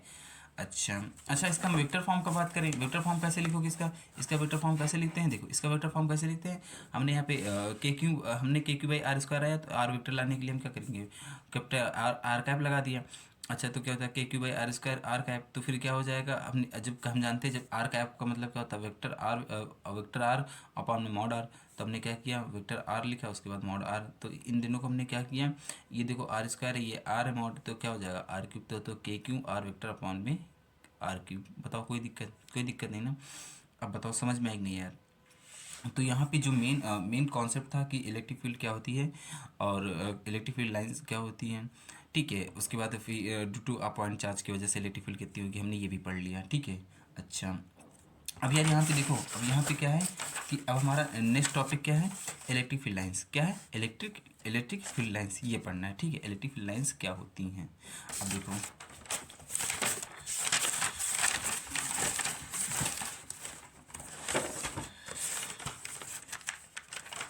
देखो, हाँ ठीक है, अब समझ में आ रहा है आपको ना। हाँ देखो इलेक्ट्रिक, तो यार क्या था इलेक्ट्रिक फील्ड लाइंस ना, ये एसी को इलेक्ट्रिक फोर्स बोलते हैं। क्या होता है electric field, electric field in a region is represent at the continuous lines also called the lines of force. इन्हीं को लाइंस ऑफ फोर्स बोलते हैं। Field lines and the imaginary lines कैसी होती है, इमेजिनरी लाइंस होती हैं along which the positive test charge will be moved it left free. देखो हमने ये पढ़ा था जो हमारा अभी डायरेक्टिव परपोज किसके होता है, आर स्क्वायर के, अभी पढ़ा नहीं यार, के क्यू बाई आर स्क्वायर, यही पढ़ा। अच्छा तो फोर्स किसके डायरेक्टली प्रोपोर्शनल होगा, आर स्क्वायर की, मतलब कि जैसे जैसे डिस्टेंस बढ़ती जाएगी हमारी फोर्स कम होती जाएगी, ठीक है। अच्छा हमने ये देखा पॉजिटिव चार्ज से हमारी क्या था, इलेक्ट्रिक फील्ड क्या थी, बाहर की तरफ थी, और नेगेटिव चार्ज में हमारी इलेक्ट्रिक फील्ड क्या थी, अंदर की तरफ थी, ठीक है। अब सबसे पहले जो रिप्रेजेंटेशन आया वो आया पिक्चोरियल फॉर्म में, ठीक है। अच्छा पिक्चोरियल फॉर्म में आया तो हमने यहाँ पे प्लस का चार्ज है, ठीक है। प्लस चार्ज से हमने क्या किया, सबसे पहले एरो बड़ी बनाई, फिर उससे छोटी, फिर उससे छोटी, फिर उससे छोटी, फिर उससे छोटी, फिर बड़ी, फिर से छोटी छोटी, फिर बड़ी, फिर से छोटी छोटी, फिर बड़ी बड़ी, उससे छोटी छोटी, फिर, ठीक है। तो एरो क्या था, direction of electric field. Arrow क्या सर शो कर रहे थे, डायरेक्शन ऑफ इलेक्ट्रिक फील्ड को, ठीक है। अच्छा, फिर क्या हुआ था कि यार लेकिन जो लेंथ ऑफ एरो थी ना, देखो यहाँ पे बड़ी, फिर यहाँ पे छोटी, फिर और छोटी, फिर और छोटी होती जा रही। जहाँ पे ये बड़ी बड़ी लेंथ है ना, इसका मतलब यहाँ पे मैग्नीट्यूड क्या है, ज़्यादा है, और यहाँ पे मैग्नीट्यूड कम है, और यहाँ पे मैग्नीट्यूड और कम है, यहाँ पे और मैग्नीट्यूड कम है, ठीक है। ये था। लेकिन ये काम ना यार, ये क्या होता है, ये प्रेजेंटेशन थोड़ा कम सही था। फिर इसके बाद इसको एक्सटेंड किया गया, ठीक है। उसके बाद फिर सेकेंड टाइम पे क्या गया, इलेक्ट्रिक फील्ड लाइंस को ऐसे बनाया गया। ये पॉजिटिव चार्ज था, पॉजिटिव चार्ज से electric field away from the radially outward थी। तो यहाँ पे देखो, यहाँ पे क्या है, यहाँ पे इलेक्ट्रिक फील्ड लाइंस पास पास है, तो इसका मतलब क्या, मैग्नीट्यूड ज़्यादा होगा। फिर यहाँ पे इलेक्ट्रिक फील्ड लाइंस थोड़ा दूर है, तो इलेक्ट्रिक थोड़ा मैग्नीट्यूड थोड़ा कम होगा। यहाँ पे और इलेक्ट्रिक फील्ड दूर है, तो इनके यहाँ पर मैग्नीट्यूड क्या होगा, थोड़ा और कम हो जाएगा। अब यहाँ पे निगेटिव चार्ज में क्या था, यहाँ पे देखो इलेक्ट्रिक फील्ड लाइंस पास, तो यहाँ पे मैग्नीट्यूड क्या हो जाए, ज़्यादा होगा, यहाँ पे फिर उससे कम होगा, फिर यहाँ पे फिर और उससे कम हो जाएगा। तो इसमें रेडियली इन्वॉल्व थी। Thick direction of field, magnitude of field is density of lines. जो मैग्नीट्यूड ऑफ फील्ड लाइन थी वो किसके पर्पज से थी, डेंसिटी ऑफ लाइंस की, ठीक है। अच्छा अच्छा, जो पेपर में सबसे इंपॉर्टेंट जो क्वेश्चन बनता है ना, वो क्या होता है, properties of electric field lines. क्या होता है, properties of electric field lines का, ठीक है। तो क्या होती है, electric field lines are the imaginary lines. कैसी होती है, इमेजिनरी लाइंस होती है in a region space time along which free positive charge would move if allowed to do so, ठीक है। देखो पहले प्रॉपर्टी क्या है इलेक्ट्रिक फील्ड लाइंस की, देखो they field lines originate from the positive charge and terminate at negative charge. जो हमारी इलेक्ट्रिक फील्ड लाइंस होती हैं, ठीक है, इलेक्ट्रिक फील्ड लाइंस होती हैं, जैसे हमारे पास ये पॉजिटिव चार्ज है, ठीक है, और ये हमारी नेगेटिव चार्ज होती है। तो अभी तुमने देखा नहीं, पॉजिटिव चार्ज से निकलती हैं और नेगेटिव चार्ज में टर्मिनेट होती है, पॉजिटिव चार्ज से निकलती हैं, नेगेटिव चार्ज में टर्मिनेट होती है, पॉजिटिव चार्ज से निकलती हैं, नेगेटिव चार्ज में टर्मिनेट हो जाती हैं, ठीक। अच्छा, फिर दूसरा लाइन क्या बोला, they field lines are do not from close loop. अच्छा, फिर ये हमारी देखो, ये हमारी फील्ड लाइंस ना क्लोज लूप नहीं बनाती हैं। ये ऐसा नहीं कि यहाँ से पॉजिटिव चार्ज से निकली, नेगेटिव चार्ज में जाके ख़त्म हो गई, फिर अंदर से होते हुए फिर क्लोज लूप बना रही हैं, फिर क्लोज लूप, फिर अंदर से होते फिर अंदर से होते हुए फिर पॉजिटिव चार्ज से नेगेटिव चार्ज, ऐसा नहीं करती हैं। जैसे हमने मैग्नेट में पढ़ा था ना, मैग्नेट में पढ़ा था, नॉर्थ और साउथ से जाती हैं, तो क्या होता है, नॉर्थ से निकलती साउथ में जा रही थी, फिर अंदर से होते हुए ना ऐसे ऐसे। तो इसमें क्या होता है, क्लोज लूप बन रहा था। लेकिन हम ऐसा, लेकिन इसमें इलेक्ट्रिक फील्ड लाइंस में ऐसा नहीं होता है। यहाँ से पॉजिटिव चार्ज से निकली तो नेगेटिव चार्ज में जाके ख़त्म हो जाती हैं, क्या होती है, ख़त्म हो जाती हैं। तो फिर ठीक है, फिर पॉजिटिव चार्ज से निकलती हैं, फिर नेगेटिव चार्ज में जाके ख़त्म हो जाती हैं। ये क्लोज लूप नहीं बनाती हैं, कहने का मतलब ये है। फिर क्या होता है, they field lines are do not the terminate in space at infinity. मैंने आपको ये भी समझाया था यार, कि जैसे कोई चार्ज है ये वाला, ठीक है, ये इसकी इलेक्ट्रिक फील्ड लाइंस ऐसा नहीं कि यहाँ पे जाके ख़त्म हो गई, इस पोजीशन पे जाके ख़त्म हो गई, यहाँ पे जाके ख़त्म हो गई, ऐसा नहीं होता है। ये जाके इन्फिनिटी में समाप्त होती हैं। बस क्या होता है, इनका फोर्स कम होता जाता है, ठीक है। अच्छा, फिर क्या होता है, फिर अगला क्या है, they field the number of field lines are the subjective present person to person depend करती हैं, but density of fields lines in the objective. देखो यार, देखो, एक तुम हो, एक तुम्हारा दोस्त है, ठीक है, एक तुम हो, एक तुम्हारा दोस्त है। तुमने कहा कि यार मेरे पास एक पॉजिटिव चार्ज है ना, पॉजिटिव चार्ज है, मैं इससे इलेक्ट्रिक फील्ड से 4 ही बनाऊंगा, कितनी 4 ही बनाऊंगा, 4 ही बनाऊंगा। पर तुमने कहा नहीं, मेरे पास मैं 8 बनाऊंगा, तुमने कहा मैं 8 बनाऊंगा, ठीक है, तो 8 बना दिया। अब बताओ, अब बात यह है कि देखो इलेक्ट्रिक फील्ड तो इसने भी सही बनाई और तुमने भी सही बनाया, और तो बात क्या है, बात यह है कि देखो, अब बात यह है कि यहाँ पे इलेक्ट्रिक फील्ड लाइंस पास पास थी, डेंसिटी क्या थी, पास थी, डेंसिटी क्या थी, ज़्यादा। अब इलेक्ट्रिक फील्ड दूर जाने पर क्या, डेंसिटी कम हो रही है। अच्छा, तो यही रूल इसमें भी अप्लाई होना चाहिए। अब पास पास देखो, यहाँ पे यहाँ पे क्या, इलेक्ट्रिक फील्ड लाइंस पास पास हैं, तो डेंसिटी कम, डेंसिटी ज़्यादा, सॉरी, और उसके बाद फिर और तुम दूर गए तो वहाँ पर डेंसिटी कम हो रही। तो मतलब ये क्या हो रही है कि ये क्या बोलते, ये कहने का मतलब ये है कि जो हमारी द फील्ड लाइंस होती हैं, ये सब्जेक्टिव होती हैं, ये पर्सन टू पर्सन क्या डिपेंड करती हैं, जितना तुम्हारा मन करे उतनी बनाओ।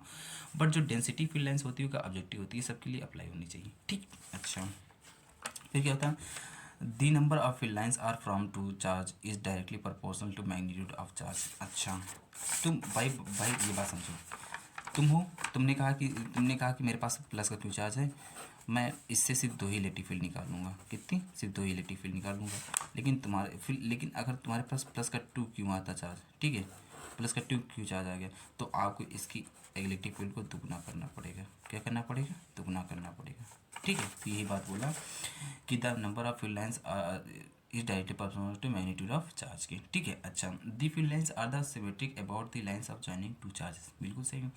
The density of relative closes of fields are given the magnitude of fields. देखो यार, इन्होंने ये कुछ बोला, देखो ये मेरे पास ए पॉइंट है ना, और ये क्या है, ये बी पॉइंट है। अब देखो अब इसमें ये पूछा है कि सबसे ज़्यादा डेंसिटी किसकी होगी, इलेक्ट्रिक फील्ड लाइंस की, एक ही होगी क्योंकि इससे भी पास में, इससे भी पास में। बी वाला देखो इससे दूर है, इससे दूर है, तो सबसे ज़्यादा जो मैग्नीट्यूड होगा, डेंसिटी होगी, वो किसकी होगी, ए पॉइंट की होगी। ठीक है। अच्छा, फिर क्या होता है, field lines are the perpendicular to surface of charge. जैसे चार्ज जो जितनी भी इलेक्ट्रिक फील्ड लाइंस होती है किसके चार्ज के क्या होती हैं, परपेंडिकुलर होती हैं, ये तो आपको पता भी है। ठीक है। अच्छा, फिर क्या है इंपॉर्टेंट अगला क्या है कि अगला क्या है, the tangent around the electric field line. तो हमारा नेक्स्ट पॉइंट क्या था, the tangent around the electric field lines gives the direction of the electric direct points. देखिए यार, बात क्या है, जैसे कि हमारे पास कोई ये इलेक्ट्रिक फील्ड लाइंस है, ठीक है, ये इलेक्ट्रिक फील्ड लाइंस है। अब मैं पूछूँ कि यहाँ पे इसकी डायरेक्शन क्या होगी, तो यहाँ पे क्या करना है, सबसे पहले मैं टेंजेंट खींच देना। ठीक है। अगर मैं तुमसे पूछूँ इस पॉइंट पे इलेक्ट्रिक फील्ड लाइंस क्या होगी, तो क्या करना है, यहाँ पे टेंजेंट खींच देना। अगर मैं पूछूँ यहाँ पे इलेक्ट्रिक फील्ड लाइंस क्या होगी, तो यहाँ पे टेंजेंट खींच देना। ठीक है। मतलब जिस पॉइंट पे पूछता है कि इलेक्ट्रिक फील्ड लाइंस की डायरेक्शन क्या होगी, तो वहाँ पे क्या कर देना, हमें टेंजेंट को खींच देना है, वही क्या होगी, इलेक्ट्रिक फील्ड लाइन की डायरेक्शन होगी। ठीक है। फिर अगला पॉइंट क्या बोलता है, two electric field lines from force can not be not intersect each other. यार कहने का मतलब ये कह रहा है कि दो इलेक्ट्रिक फील्ड लाइंस एक दूसरे को कभी इंटरसेक्ट नहीं कर सकती। कहने के बाद क्या है, देखो ये मेरे पास पहली इलेक्ट्रिक फील्ड लाइंस है, ठीक है, ये मेरे पास पहले वाली इलेक्ट्रिक फील्ड लाइंस है, और ये मेरे पास क्या दूसरी इलेक्ट्रिक फील्ड लाइंस है। ठीक है। अच्छा, अगर मैं इस पॉइंट पे बात करूँ कि इसकी इस पॉइंट पे मैं बात करूँ कि इसकी डायरेक्शन क्या होगी फर्स्ट वाले की, तो मैं ऐसे टेंजेंट खींचूंगा तो ये वाला फर्स्ट वाली ये डायरेक्शन आएगी। अब इसी पॉइंट पे मैं सेकेंड वाले के लिए टेंजेंट खींचूँ तो ये आएगी। अब एक ही पॉइंट पे देखो, एक ही पॉइंट पे दो डायरेक्शन पॉसिबल है, पॉसिबल है नहीं, पॉसिबल है। तो कहने का मतलब देखो, कहने का मतलब क्या है कि because they should at the point of the intersect there will be two tangent and hence the direction of two electric field lines which is impossible। एक पॉइंट पे दो इलेक्ट्रिक फील्ड लाइन की डायरेक्शन पॉसिबल नहीं है, इसलिए दो electric field lines एक दूसरे को कभी इंटरसेक्ट नहीं कर सकती हैं। ठीक है। बताओ, इतनी बात समझ में नहीं है यार। ठीक है, बताओ यहाँ तक किसी को कोई दिक्कत नहीं ना। अच्छा, तो अब हमारा क्या नेक्स्ट टॉपिक क्या है यार, हमने इलेक्ट्रिक फील्ड लाइंस भी पढ़ लिया। अब हमें पढ़ना है इलेक्ट्रिक डाइपोल। क्या पढ़ना है, इलेक्ट्रिक डाइपोल, जो कि बहुत इंपॉर्टेंट है। मैं आपसे कहूँगा कि ये क्वेश्चन सबसे इंपॉर्टेंट है, भर भर के पेपर में आने वाला क्वेश्चन है। ठीक है, इलेक्ट्रिक डाइपोल क्या होता है। अच्छा, तो मैं आपको समझाऊँ इलेक्ट्रिक डाइपोल होता है क्या है। इलेक्ट्रिक डाइपोल क्या होता है, two equal and opposite charges separated by small distance are called the dipole. क्या होता है, two equal and opposite charges. Two equal मतलब कि मैंने एक इक्वल प्लस का क्यों and opposite charges separated by small distance इनके क्या हो चाहिए, बहुत छोटी होनी चाहिए। इनकी डिस्टेंस होती है 12, कितनी होती है 12, बट हम 12 लिखते नहीं हैं। 12 लिखने का तरीका कुछ ऐसे होता है, हम सेंटर में और लिख लेते हैं, और उसके बाद ये एल हो गई तो ये भी कितनी हो जाएगी, ये एल हो जाएगी। ठीक है, हो गई ना। अच्छा, तो हमारा क्या, तो यही होता है डाइपोल। डाइपोल क्या होता है, two equal and opposite charges separated small distance are called dipole. अब अगला हमारे पास एक क्वांटिटी आती है डाइपोल मोमेंट। क्या आता है, डाइपोल मोमेंट आता है, मोमेंट आता है। तो डाइपोल मोमेंट को हम पी से रिप्रेजेंट करते हैं, किससे रिप्रेजेंट करते हैं, पी से रिप्रेजेंट करते हैं। तो क्या करो, एक चार्ज को उठाओ, ठीक है, विदाउट मैग्नीट्यूड, मतलब प्लस माइनस को छोड़ के चार्ज को उठा लिया मैंने, क्यों उठा लिया, और उनके बीच की डिस्टेंस कितनी है 12 से क्या करो मल्टीप्लाई कर दो, तो ये आ जाता है हमारे पास वेक्टर। ये हमारे पास क्या आ जाता है, ये हमारे पास आ जाता है डाइपोल। क्या आ जाता है, डाइपोल आ जाता है। अच्छा, अब देखो डाइपोल हमारी कैसी क्वांटिटी है, वेक्टर क्वांटिटी है। डाइपोल हमारी वेक्टर क्वांटिटी है, तो वेक्टर क्वांटिटी में इसको डायरेक्शन की जरूरत होती है। तो हमारा जो इसको डायरेक्शन दी गई है वो कहाँ से दी गई है, निगेटिव से पॉजिटिव की तरफ। किस में, निगेटिव से पॉजिटिव की तरफ। पर केमिस्ट्री में यही चेंज हो जाता है। ठीक है, केमिस्ट्री तुम्हें पढ़ना नहीं है, तुम्हें यहाँ पे पढ़ना है फिजिक्स। तो फिजिक्स में हमारा जो इलेक्ट्रिक डाइपोल की जो डायरेक्शन होती है क्या होती है, निगेटिव चार्ज से पॉजिटिव चार्ज की तरफ। बताओ कोई दिक्कत, यहाँ तक कोई दिक्कत नहीं ना। अब पेपर में क्वेश्चन क्या आता है यार, पेपर में क्वेश्चन आता है इलेक्ट्रिक फील्ड, पेपर में क्वेश्चन आता है कि electric field due to dipole on the axis of dipole, उसकी एक्सिस पे क्या होगा, फिर इक्वेटोरियल पॉइंट पे क्या होगा, एट एनी पॉइंट। पर हमें दो ही पढ़ने हैं, सबसे जो इंपॉर्टेंट है क्या है, on the axis of dipole और फिर इक्वेटोरियल पॉइंट पे। ठीक है, तो करते हैं, देखो आपको समझाते हैं, देखो। ठीक है, आपको दिख रहा है ना, हाँ ये देखो, कह रहा है कि मेरे पास कह रहा है कि electric dipole due to the electric field due to dipole on the axis of dipole.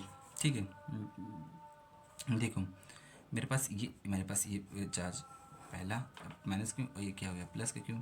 अच्छा, इनके बीच डिस्टेंस कितनी होती है, 12 होती है। अच्छा, इनके बीच की डिस्टेंस कितनी होती है, 12 होती है। लेकिन लिखने का तरीका क्या होता है, हम ऐसे एल लिखते हैं और फ्री वाला ये एल लिखते हैं। ठीक है। अच्छा, ये कह रहा है यहाँ पे एक्सिस पे आप बताओ कि यहाँ पे एक्सिस पे कहीं पे मान लो पी पॉइंट पे पूछ रहा है, कितना पी पॉइंट पे पूछ रहा है। अच्छा ये नेगेटिव चार्ज है तो इसको क्या करेगा, अपनी और क्या करेगा, अट्रैक्ट करेगा, ठीक है, इवन हो जाएगा, इसको मान लिया। अच्छा ये पॉजिटिव चार्ज को क्या अवे फ्रॉम दी होगी तो इसको क्या होगा, E2 हो गया। अच्छा ये बताओ मुझे ये वाली मैंने लाइन बड़ी क्यों बनाई, क्यों बड़ी बनाई, क्योंकि यहाँ पे यार देखो इसका चार्ज है, ये पॉइंट क्या है इसके पास में, इसको क्या ज़्यादा फोर्स लगाया तो क्या E2 बड़ा होगा कंपेयर टू E1 के, ठीक है। अच्छा ये बात समझ में ही नहीं। अच्छा ये डिस्टेंस इसको हमने कितनी मान लिया, सेंटर से x मान लिया, कितना मान लिया, x मान लिया, कितना x मान लिया, ठीक है। अच्छा अब हमारा जो ई नेट होगा तो ई नेट कितना, ई नेट हमारा कितना होगा, E2 माइनस E1, कितना होगा E2 माइनस E1, ठीक है, E2 माइनस E1। तो E2 की वैल्यू निकाल लो, तो E2 की वैल्यू पहले E1 की वैल्यू निकालो, तो E1 की वैल्यू कितनी हो जाएगी, के Q1 ये, ठीक है, और डिस्टेंस कितनी हो जाएगी, ये कितनी हो जाएगी, ये L, और तो ये x, तो कितना हो जाएगा KQ L x plus L का होल स्क्वायर। कोई दिक्कत नहीं ना। अच्छा E2 की वैल्यू निकाल लो, E2 की वैल्यू इलेक्ट्रिक फील्ड का, इलेक्ट्रिक फील्ड का फॉर्मूला पता ना, KQ/R², ये वाला KQ और डिस्टेंस कितनी हो जाएगी, ये देखो ये पूरी x है और डिस्टेंस इतनी चाहिए, सेंटर इतनी चाहिए, तो L को सब्ट्रैक्ट कर दो तो हमारी ये डिस्टेंस निकल आएगी, है ना भाई। देखो ये पूरी ये x है, हमें इतनी डिस्टेंस चाहिए, तो हमारे पास ये L ज़्यादा है, तो हम क्या करेंगे, x माइनस L का होल स्क्वायर, ठीक है। अब हमें इसमें इस वाले फार्मूले में पुट कर दो तो आंसर आ जाएगा यार। तो देखो E2 E net equal to कितना हो जाएगा, KQ x माइनस L का whole square minus KQ upon में x प्लस L का होल स्क्वायर। कोई दिक्कत नहीं ना, कोई दिक्कत नहीं।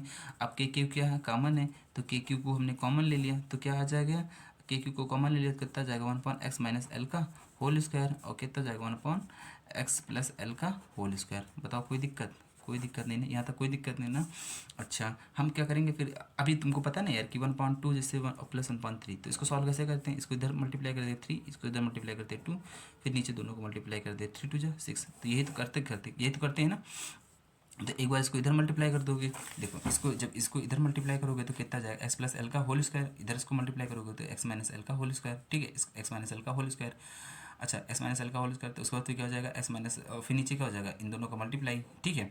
इसको ओपन करोगे तो ये x square plus L square plus 2xl, यहाँ इसको देखो ये ब्रैकेट में है, इसको सॉल्व करते चलोगे तो और माइनस से मल्टीप्लाई करते हो तो एक्स स्क्वायर हो जाएगा, x square plus L square minus का 2xl होता है, तो यहाँ पे क्या हो जाएगा, माइनस लगा तो अंदर मल्टीप्लाई करके तो जब माइनस का स्क्वायर माइनस का एल स्क्वायर, फिर ये माइनस वाले किसमें हो जाएगा, प्लस में 2xl, ठीक है। अच्छा ये एक्स और एल वाले दोनों कट जाएंगे, कितना हो जाएगा, KQ x 4xl, ठीक है, और अपॉन में x स्क्वायर माइनस का एल स्क्वायर का होल स्क्वायर, ठीक है। अच्छा अब ये 4 जो है ना यार, ये 4 इसको हमने तोड़ा, 4 को, अच्छा 4 को तुम 4 को 2 × 2 लिख सकते हो, 2 × 2 लिख सकते हैं। अच्छा हमने 2 को आगे लिख दिया, 2 × k, और 2 वाले को XL के साथ लिख दिया, तो 2 वाले को L के साथ लिख दिया, और ये चार्ज की मल्टीप्लाई के साथ। तो हमारे पास ऐसे इसको हमने इस फॉर्म में तोड़ लिया, 2KQ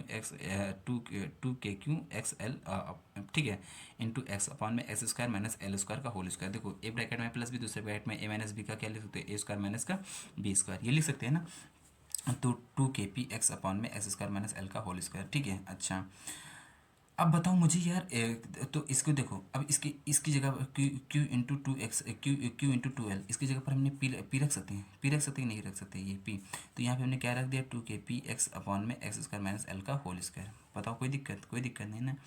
अब बात क्या होती है यार, अब ये फार्मूला हम कहते हैं आपसे याद करो, लेकिन ये फार्मूला याद मत करो। हम देखो बात क्या है कि हमने जनरली हम जानते हैं जो हमारा x होता है वो बहुत छोटा होता है कंपेयर टू किसके, लेंथ के, ठीक है, कंपेयर टू L के। क्या होता है, हमारी मैंने बताया था ना, two and equal opposite charges separated by small distance, जो डिस्टेंस होती है वो स्मॉल बहुत ही छोटी होती है, तो हम क्या कर सकते हैं, x हमारा ग्रेटर देन होता है किसके, L के।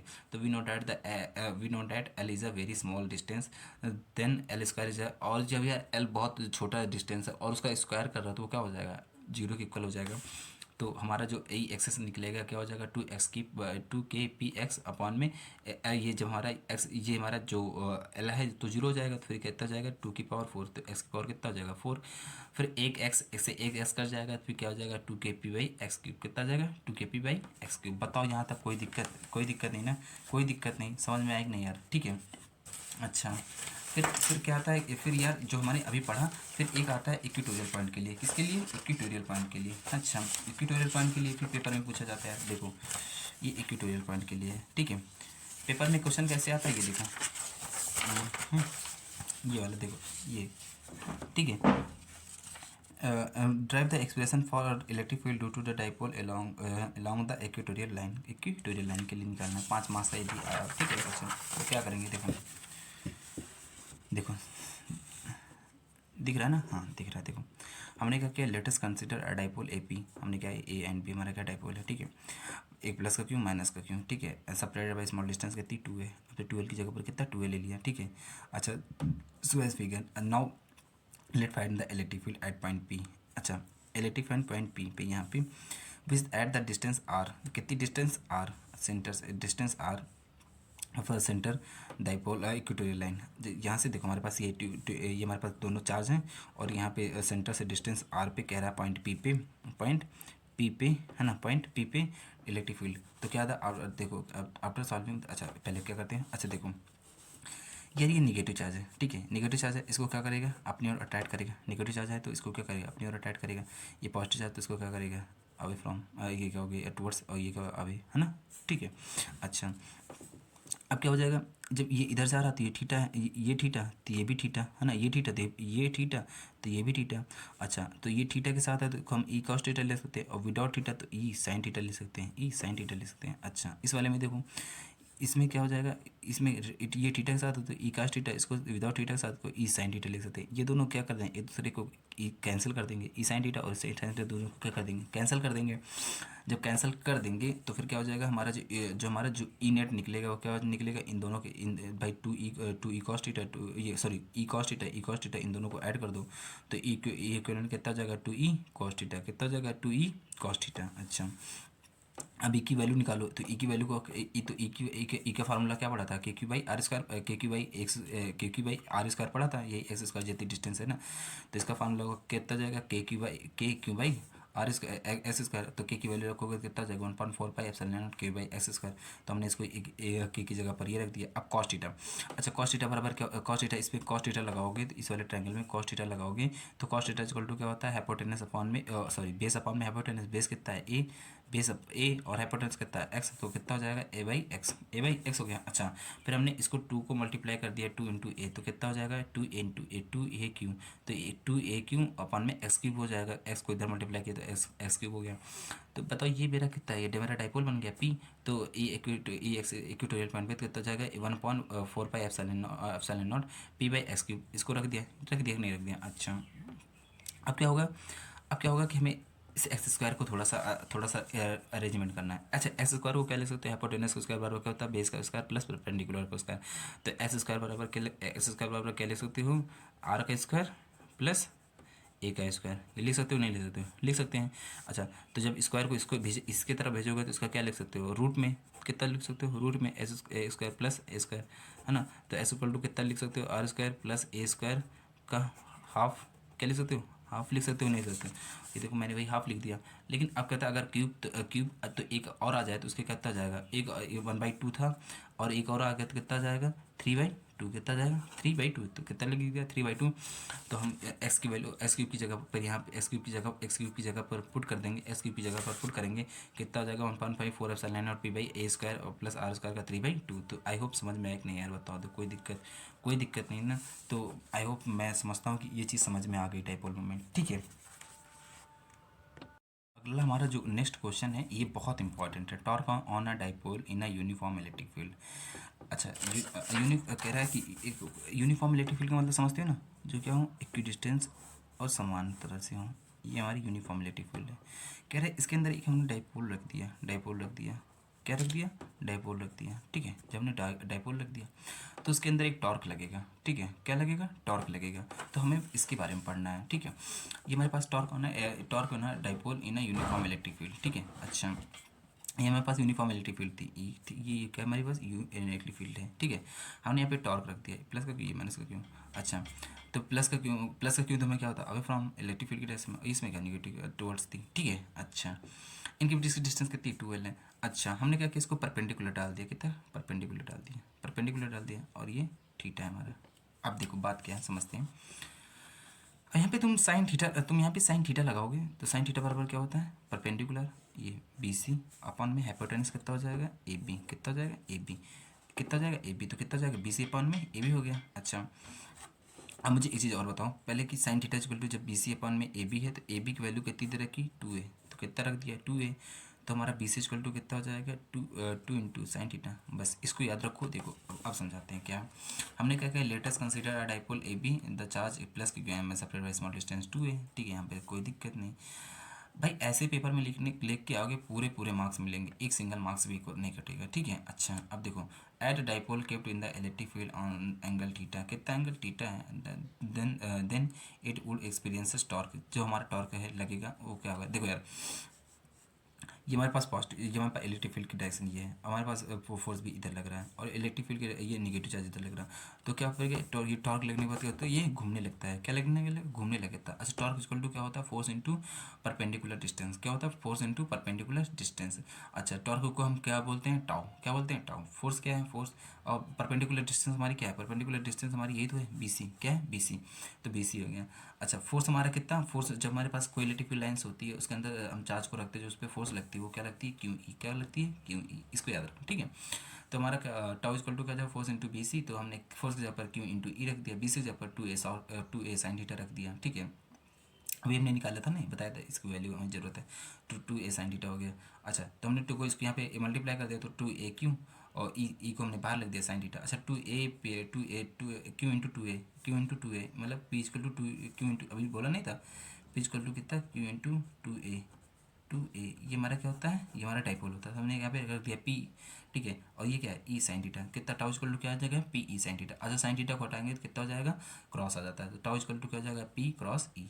ठीक, P cross E, P vector equal to sorry tau tau vector equal to P vector into E vector. अच्छा अब बात आती है कि कब हमारा ये मैक्सिमम होगा, कब हमारा मिनिमम होगा। तो ये किस पे डिपेंड कर रहा है, थीटा पे। थीटा पे जब हमारा थीटा मैक्सिमम होगा तो ये हमारा टॉर्क भी मैक्सिमम होगा, जब हमारा थीटा मिनिमम होगा तो हमारा टॉर्क भी मिनिमम होगा। ठीक है, torque on a dipole maximum when the theta is maximum, sine theta क्या है मैक्सिमम होगा, hence the should be the place at 90 degree. Sine 90 पे हमारा क्या होता है मैक्सिमम होता है, तो हमारा जो टॉर्क होगा वो भी मैक्सिमम होगा। अच्छा फिर क्या होता है, torque on a dipole in the minimum sine theta is minimum. अगर हमारा टॉर्क मिनिमम होगा तो हमारा साइन थीटा भी क्या मिनिमम होगा, hence should be the place eight 0 degree. जो हमारा 0 डिग्री होता है इस पर क्या होता है, जो हमारा टॉर्क होता है क्या होता है मिनिमम होता है, जो टॉर्क होता है वो हमारा मिनिमम होता है। तो यार आई होप समझ में आया होगा पक्का। ठीक है आपकी, तो जो यार देखो हमारा जो फर्स्ट अब एक मिनट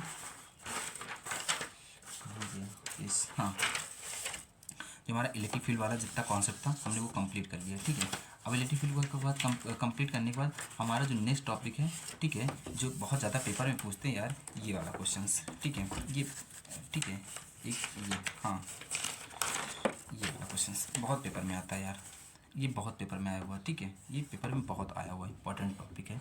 ठीक है, पर क्या कह रहा है, electric field on the axis of charge body. कह रहा है कि कोई चार्ज बॉडी है। ठीक है, क्या कह रहा है, कोई चार्ज बॉडी है और क्या है कि चार्ज बॉडी है, तो उस पर कोई एक सेल या रिंग है, उस पर क्या हो चार्ज हमारा क्या है इक्वली डिस्ट्रीब्यूटेड है। क्या है, इक्वली डिस्ट्रीब्यूटेड है। देखो क्वेश्चन आपको दिखा देते हैं एक मिनट। ये क्वेश्चन कैसे आया था पेपर में, देखो क्वेश्चन कैसे आता है पेपर में, देखो a charge is distributed uniformly over a ring of radius a. Obtain the expression for the electric field intensity at E, the point of axis of the ring. Hence the show that the points of the large distance from the ring behaves like a point charge. अच्छा ये हमको prove करना है। देखो हमारे पास एक कोई ring है, ये रिंग है, ये रिंग है सपोज। ठीक है, इस पे रिंग है, ये हमारे पास एक क्यू चार्ज है। क्या है, क्यू चार्ज है, ये क्यू चार्ज है। ठीक, ये क्यू चार्ज है और ये क्या, कि ये क्या है इक्वली डिस्ट्रीब्यूटेड है इस रिंग पे। क्या है, इक्वली डिस्ट्रीब्यूटेड है। अच्छा इक्वली डिस्ट्रीब्यूटेड है। अब कह रहा है कि आप इस पॉइंट, आप इसके एक्सिस पे, एक्स डिस्टेंस पे, है ना, बताइए इलेक्ट्रिक फील्ड कितनी होगी, मेरे को ये बताओ कैलकुलेट करके। अच्छा यार बात सुनो, बात देखो बात क्या है। अभी अगर यही पॉइंट चार्ज होता, ये क्या होता, यही पॉइंट चार्ज होता, पॉइंट चार्ज होता, इस पॉइंट पे इलेक्ट्रिक फील्ड पूछता, तो आर डिस्टेंस पे तो क्या रखते थे, हमारे पास के क्यू बाई आर स्क्वायर आता था, हम ये वाला फोर्स लगा, ये वाला फार्मूला लगा सकते थे, ये वाला फार्मूला लगा सकते थे। लेकिन बात ये है कि हमारे पास ये पॉइंट चार्ज है नहीं, ये क्या है, पॉइंट चार्ज है नहीं, तो इसको पॉइंट चार्ज बनाए नहीं, तो इसको क्या करेंगे हम फिर इसमें थोड़ी सी इंटीग्रेशन वाली टेक्निक यूज़ करेंगे। तो हम क्या करेंगे, यहाँ पे एक डी क्यू छोटा सा कट चार्ज हम कट करेंगे, ठीक है। यहाँ पे हमने डी क्यू को कट किया, ठीक है, डी क्यू को जब कट किया तो हमने इसको इसके साथ इसको मिलाया, ठीक है, मिलाया, ठीक है। इसकी डिस्टेंस, इसकी ये रेडियस को हमने मान लिया कैपिटल आर, कितनी मान लिया, कैपिटल आर। इसका मान लिया सपोज थीटा ये है, तो ये क्या हो जाएगा, ये भी थीटा। अच्छा, जो थीटा के साथ रहता है क्या, कितना हो जाएगा, D E D Q D E sine theta हो जाएगा, कितना, डी ई कॉस थीटा हो जाएगा, डी ई कॉस थीटा हो जाएगा। और जो विदाउट थीटा रहता है वो क्या हो जाएगा, डी ई साइन थीटा हो जाएगा। भाई जो थीटा के साथ रहता है उसको कॉस थीटा लिखते हैं, और जो विदाउट थीटा रहता है उसको साइन थीटा लिखते हैं। अच्छा, ये काम समझ में आएगा नहीं है, इसको मान लो यार, क्या मान लेते हैं, आर, ठीक है। और जो तुमने ये काम किया सेम टू सेम यही काम सिमेट्रिक करो। यहाँ पे हमने डी क्यू को कट किया, फिर एक दूसरा, ठीक है, डी क्यू को कट किया, और उसके बाद फिर हमने सेम टू सेम इसको मिलाया, ठीक है। हमारा ये थीटा, तो ये भी थीटा होगा, ये भी थीटा होगा, तो फिर हमारा इसके साथ भी दो बनाएगा, थीटा के साथ क्या हो जाएगा, D E cos theta, D E cos theta, और ये क्या हो जाएगा, D E sine theta, D sine theta. देखो साइन थीटा दोनों क्या है, अपोजिट डायरेक्शन में, तो एक दूसरे को क्या कर देंगे, ये कैंसिल, क्या कर देंगे, कैंसिल कर देंगे, क्या कर देंगे, कैंसिल। अच्छा, जब कैंसिल कर देंगे तो अब देखो डी क्यू हमारा very small charge, D q is a point charge, ठीक है। अच्छा, यहाँ तक हाँ। अब क्या हो जाएगा, अब इसकी वजह से हमारे पास जो हमारे पास इलेक्ट्रिक फील्ड आ जाएगा, कितना हो जाएगा, के कितना, डी क्यू अपॉन में डिस्टेंस कितना, आर स्क्वायर। ये आएगा कि नहीं आएगा भाई, इस पॉइंट की जो हमारा डी क्यू ने कट किया, ये पॉइंट चार्ज बिल्कुल छोटा सा, तो इसकी वजह से इस पॉइंट पर इलेक्ट्रिक फील्ड कितनी होगी, पी पॉइंट पे, k d equal to k d q by are square, कितना होगा, k d q equal to r square, ठीक है। D E sine component of each element d q is a cancel, एक दूसरे को क्या कर देंगे, कैंसिल कर देंगे, एक दूसरे को क्या कर देंगे, कैंसिल कर देंगे, अपोजिट एलिमेंट, ठीक है, फॉर ईच डी क्यू। अच्छा, अब देखो यहाँ पे देखो यार, हमारे पास ये आर, ये वाला आर, और ये कैपिटल आर, और जो ये एक्स, ये क्या है, कांस्टेंट है, क्या है, कांस्टेंट है, ठीक है, कांस्टेंट है। और जो हमारा थीटा भी है, थीटा कॉस थीटा है ना, कॉस थीटा, ये भी क्या है, कांस्टेंट है, ये भी क्या है, कांस्टेंट है। अब बात समझो क्या होता है, देखो बात क्या है, जो हमारा इनेट हो जाएगा, जो हमारा इनेट है, देखो इनेट हमारा जो जाएगा इन दोनों के सम के इक्वल ही तो बनेगा, सॉरी हाँ दिख रहा है ना, जो हमारा इनेट होगा वो इन दोनों के सम के इक्वल ही तो बनेगा, ठीक है, डी ई, तो डी ई तो क्या हो जाए, देखो हमारा इसमें साइन इस वाले में तुम्हारा एक दूसरे को कैंसिल कर दे रहा है, जो हमारा इनेट आएगा तो क्या जाएगा, डी ई टू कितना जाएगा, इनेट इक्वल टू कितना जाएगा, देखो दिख रहा है ना, हाँ, तो इनेट इक्वल टू कितना जाएगा, टू इनेट इक्वल टू कितना जाएगा, D E cos theta, D E cos theta, ठीक है, डी ई कॉस थीटा। भाई क्योंकि भाई साइन थीटा वाला तो एक दूसरे को, साइन थीटा वाला एक दूसरे को कैंसिल कर दे रहा, तो हमारा इलेक्ट्रिक फील्ड नेट किसमें आ रहा, कॉस थीटा वाला, तो d E net equal to कितना जाएगा, डी ई कॉस थीटा, ठीक है, डी कॉस थीटा। अब इसको हम क्या करेंगे, इंटीग्रेट कर देंगे, क्या करेंगे, इसको इंटीग्रेट कर देंगे। जब इंटीग्रेट करेंगे, अच्छा, तो ई नेट इक्वल टू, यार देखो इसको समझ लेना प्लीज़, ये करके जाना, डी ई की वैल्यू कितनी है, के डी क्यू अपॉन में आर स्क्वायर, ठीक है, और ये कॉस थीटा है ना। अभी मैंने बताया था E net is equal to कितना जाएगा, के हमारा क्या है, कांस्टेंट है, हमारा क्या है, कॉस थीटा कांस्टेंट है, और आर स्क्वायर भी हमारा कांस्टेंट है, आर स्क्वायर भी हमारा कांस्टेंट। सिर्फ इंटीग्रेशन किसका होगा, डी क्यू का, किसका होगा, डी क्यू का। अब हमारे पास ये डी क्यू छोटे छोटे डी क्यू इसमें कट करते जाएंगे, जब सबको ऐड करेंगे तो लास्ट में हमारा क्या मिल जाएगा, यही क्यू तो मिलेगा, तो क्या मिल जाएगा, क्यू, तो क्या हो जाएगा, ई नेट इक्वल टू कितना हो जाएगा, के क्यू कॉस थीटा अपॉन में आर स्क्वायर, कितना हो जाएगा, आर स्क्वायर, ठीक। बताओ कोई दिक्कत नहीं ना। अच्छा, अब कॉस थीटा की वैल्यू निकाल लो थोड़ा सा, यहाँ पे कॉस थीटा को हम क्या करेंगे, हटाएंगे, तो कॉस थीटा इक्वल टू क्या होता है यार, और कॉस थीटा इक्वल टू कितना है, बेस अपॉन में हाइपोटेनस, तो कॉस थीटा इक्वल टू कितना हो जाएगा, कॉस थीटा इक्वल होता है बेस अपॉन में हाइपोटेनस, तो cos theta equal to base कितना है, एक्स, तो और हाइपोटेनस कितना है, स्मॉल आर, तो हमारे पास कितना हो जाएगा, एक्स बाई आर। तो हम यहाँ पे ई नेट की जगह पे कितना रख दे सकते हैं, k q cos upon r square, और इसकी जगह पर क्या रख सकते हैं, एक्स बाई आर। कितना रख सकते हैं, x by r cos theta की जगह पर। बताओ कोई दिक्कत यहाँ तक, कोई दिक्कत नहीं ना, कोई दिक्कत नहीं ना। अब देखो यहाँ तक कोई दिक्कत नहीं, यहाँ तक हमने एक्स बाई आर रख दिया, ठीक है। अच्छा अब ये बताओ, ये आर यार कितना हो जाएगा, आर क्यूब हो जाएगा, कितना हो जाएगा, आर क्यूब हो जाएगा। अब यहाँ से आर की वैल्यू निकाल लो। अच्छा आर का जो आर की वैल्यू किसके, आर की वैल्यू किसके बराबर होगी, ये बेस के, ये वाला है बेस के उसका प्लस परपेंडिकुलर का स्क्वायर कितना हो जाएगा, आर उसका कैपिटल एस का, फिर आर स्क्वायर को इधर बेचोगे कितना हो जाएगा 1/2, और एक ये स्क्वायर की वैल्यू एक और आर है तो कितना जाएगा 3/2, 3/2। आई होप समझ में आया कि नहीं यार। तो यहाँ से जो इलेक्ट्रिक फील्ड का जो कॉन्सेप्ट था हमारा पूरा कंप्लीट होता है, ठीक है। इससे बाहर आपको कुछ नहीं पढ़ना है, ठीक है। अच्छा अब हमारा जो नेक्स्ट टॉपिक है वो क्या है, इलेक्ट्रिक फ्लक्स। इलेक्ट्रिक फ्लक्स को अच्छे से करते हैं। अगला हमारा नेक्स्ट टॉपिक क्या है, इलेक्ट्रिक फ्लक्स। यार बहुत इंपॉर्टेंट है इलेक्ट्रिक फ्लक्स, बहुत इंपॉर्टेंट है। अभी हम क्या करेंगे, गॉस लॉ पढ़ेंगे ना, वहाँ पे बहुत यूज़ होगा, ठीक है। तो इलेक्ट्रिक फ्लक्स क्या होता है, इलेक्ट्रिक फ्लक्स होता है total number of electric field lines passing through a perpendicular surface are called the electric flux. क्या है इलेक्ट्रिक फ्लक्स, देखो ये मेरे पास एक सरफेस है, ठीक है, मेरे पास एक ये सरफेस है। अच्छा मैंने एक ये सरफेस है, यहाँ से मैंने कहा इलेक्ट्रिक फील्ड लाइन को पास करो, इलेक्ट्रिक फील्ड लाइन को पास करो। अच्छा इलेक्ट्रिक फील्ड लाइन को पास करो। अच्छा फ्लक्स को किससे रिप्रेजेंट करते हैं, फाई से। किससे रिप्रेजेंट करते हैं, फाई से। तो यहाँ पे कितनी इलेक्ट्रिक फील्ड लाइन पास हो रही है, 1 2 3, कितनी 1 2 3, कितनी 1 2 3, 1 2 3, 3 पास हो रही है, तो इसका फ्लक्स कितना हो जाएगा 3। यहाँ पे लिख देते हैं ई, कितना, ये इलेक्ट्रिक फ्लक्स है। अच्छा मैंने क्या किया, इलेक्ट्रिक फील्ड लाइन को थोड़ा सा पास करो, इलेक्ट्रिक फील्ड लाइन को पास करो।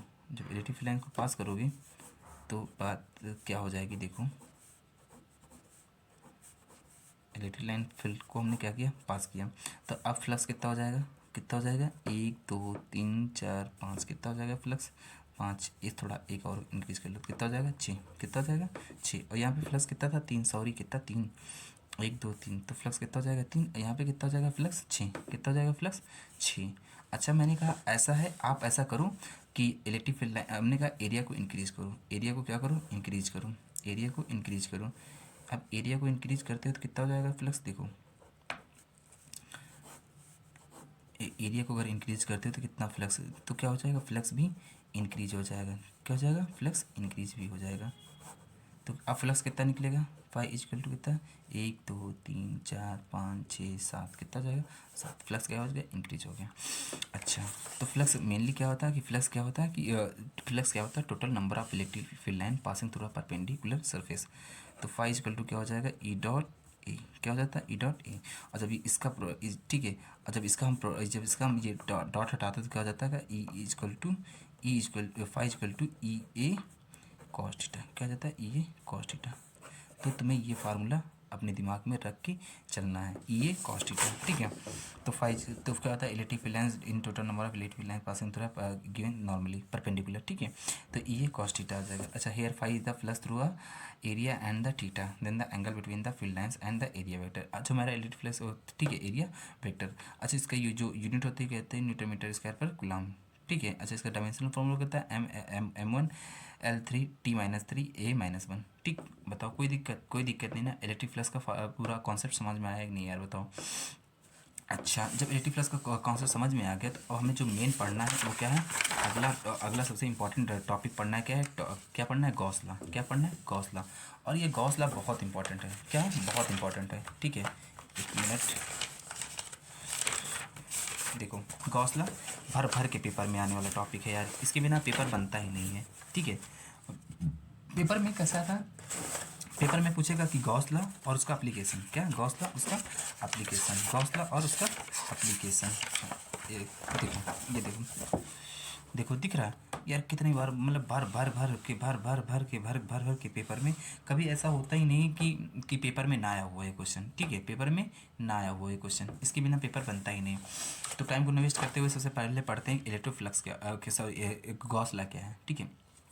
अच्छा गॉस लॉ क्या होता है, एक हाँ गॉस लॉ क्या है, देखो गॉस लॉ की डेफिनेशन पढ़ते हैं। The net electric flux through a close surface, और क्लोज सरफेस कैसा होना चाहिए, 3D होना चाहिए, कैसा होना चाहिए 3D होना चाहिए, is 1/ε0 times that the net charge enclose by the surface.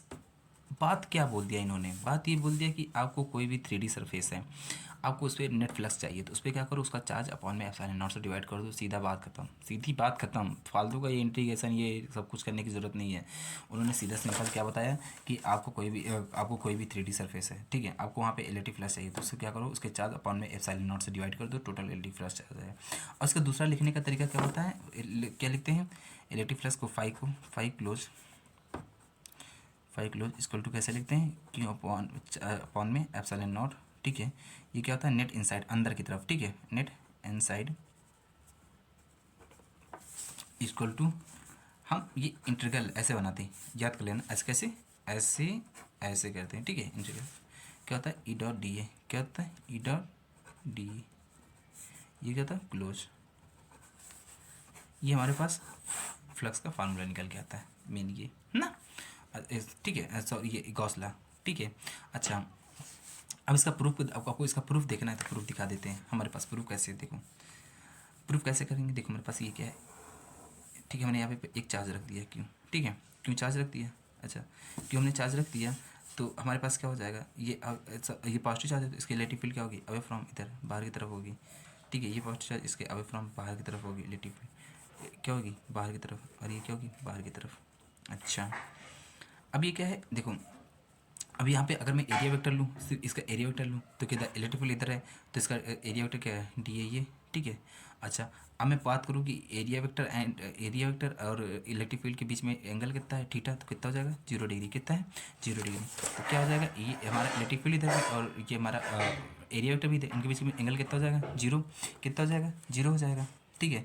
अच्छा, तो फाई ये, तो अभी हमने फाई इक्वल टू क्या पढ़ा, ई ए, जब डॉट हटा दे कर देगा, E D A cos theta हो गया, E D A cos theta हो गया, तो डी, अच्छा, तो हमने क्या किया, दोनों फिर क्या हो जाएगा, फिर हमने कॉस थीटा की वैल्यू का जीरो, कॉस थीटा की वैल्यू 0 पुट कर दिया, तो डी फाई इक्वल टू क्या हो जाएगा, ई डी ए कॉस 0, तो जब कॉस 0 की वैल्यू कितनी हो जाएगी, 1, कॉस 0 की वैल्यू कितनी हो जाएगी, 1, तो सिर्फ डी फाई इक्वल टू क्या हो जाएगा, ई डी ए आ जाएगा, क्या आ जाएगा, ई डी ए आ जाएगा।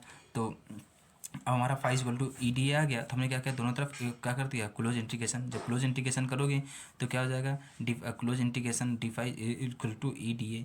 अच्छा, ई क्या है, कांस्टेंट है, ई को हमने क्या कर लिया, बाहर ले लिया, तो सिर्फ क्लोज इंटीग्रेशन किसका होगा, डी ए का, ठीक, डी ए का। अच्छा, तो इसका इंटीग्रेशन करोगे तो फाइव आ जाएगा, और इसका ये जब, अच्छा, इसका डी ए का होल इंटीग्रेशन करोगे तो करोगे सिर्फ क्या मिल जाएगा, ए एरिया मिल जाएगा। अच्छा, स्पेयर क्या है हमारा, ए आर थ्री डी है, तो ई की वैल्यू क्या आ जाएगी, ई की वैल्यू, जब ई की वैल्यू इसमें, अच्छा यहाँ पे चार्ज है और यहाँ पे क्या बोलते हैं, यहाँ पे फाइंड करना है कि इलेक्ट्रिक फील्ड कितनी होगी, तो क्या हो जाएगा, इसका फार्मूला क्या होता है, K Q by are square होता है, तो यहाँ पे के क्यू बाई आर स्क्वायर, तो के की वैल्यू रख दिया 1.4 पाई एप्सिलॉन नॉट के अपान में आर स्क्वायर, ये हो गया। तो हमने यहाँ पे वैल्यू रख दिया, ई की वैल्यू क्या हो जाएगा, के Q by 4 pi epsilon naught q by are square हो गया। अच्छा, अब इसका स्पेयर का एरिया क्या होता है, स्पेयर का एरिया होता है 4 पाई आर स्क्वायर। अच्छा, तो 4 पाई से 4 पाई कटा और आर स्क्वायर से आर कटा, तो हमारे पास जो फ्लक्स, जो हमारा फाई आया तो क्या गया, यहाँ पे बचा क्यों अपॉन में, नीचे क्या बचा, एप्सिलॉन नॉट। तो हमारे पास जो नेट चार्ज बचा था, वो जो हमारा नेट अभी फार्मूला पड़ा था, कि ये वाला फार्मूला पड़ा था, net Q not inside upon में एप्सिलॉन, तो वही चीज़ आएगी नहीं आई, बताओ, कोई दिक्कत समझ में आएगा, पूरा डेरिवेशन समझ में आ गया ना यार, 100%। एक बार इसको अच्छे से करके देख लेना, बाकी किसी भी प्रकार का इसमें कोई डाउट नहीं है। तो अब क्या है, हमारा मेन इंपॉर्टेंट जो है सबसे ज़्यादा, इसका एप्लीकेशन, ठीक है, क्या है एप्लीकेशन, हम एप्लीकेशन एक बाई सारे एक एक करके देखते हैं, ठीक है। तो यार हमने क्या हुआ था कि गॉस लॉ था वो हमने पढ़ लिया है ना, इसका डेरिवेशन भी देख लिया। अब जो इसका इम्पॉर्टेंट पॉइंट है क्या है, जो इसका एप्लीकेशन, ठीक है, इसके हमारे यहाँ हमारे सिलेबस में 3 एप्लीकेशन है, और तीनों देखिए और कितनी इंपॉर्टेंट है, इतनी हर बार पेपर में रिपीट होते हैं, ठीक है। तो टाइम को वेस्ट करते स्टार्ट करते हैं।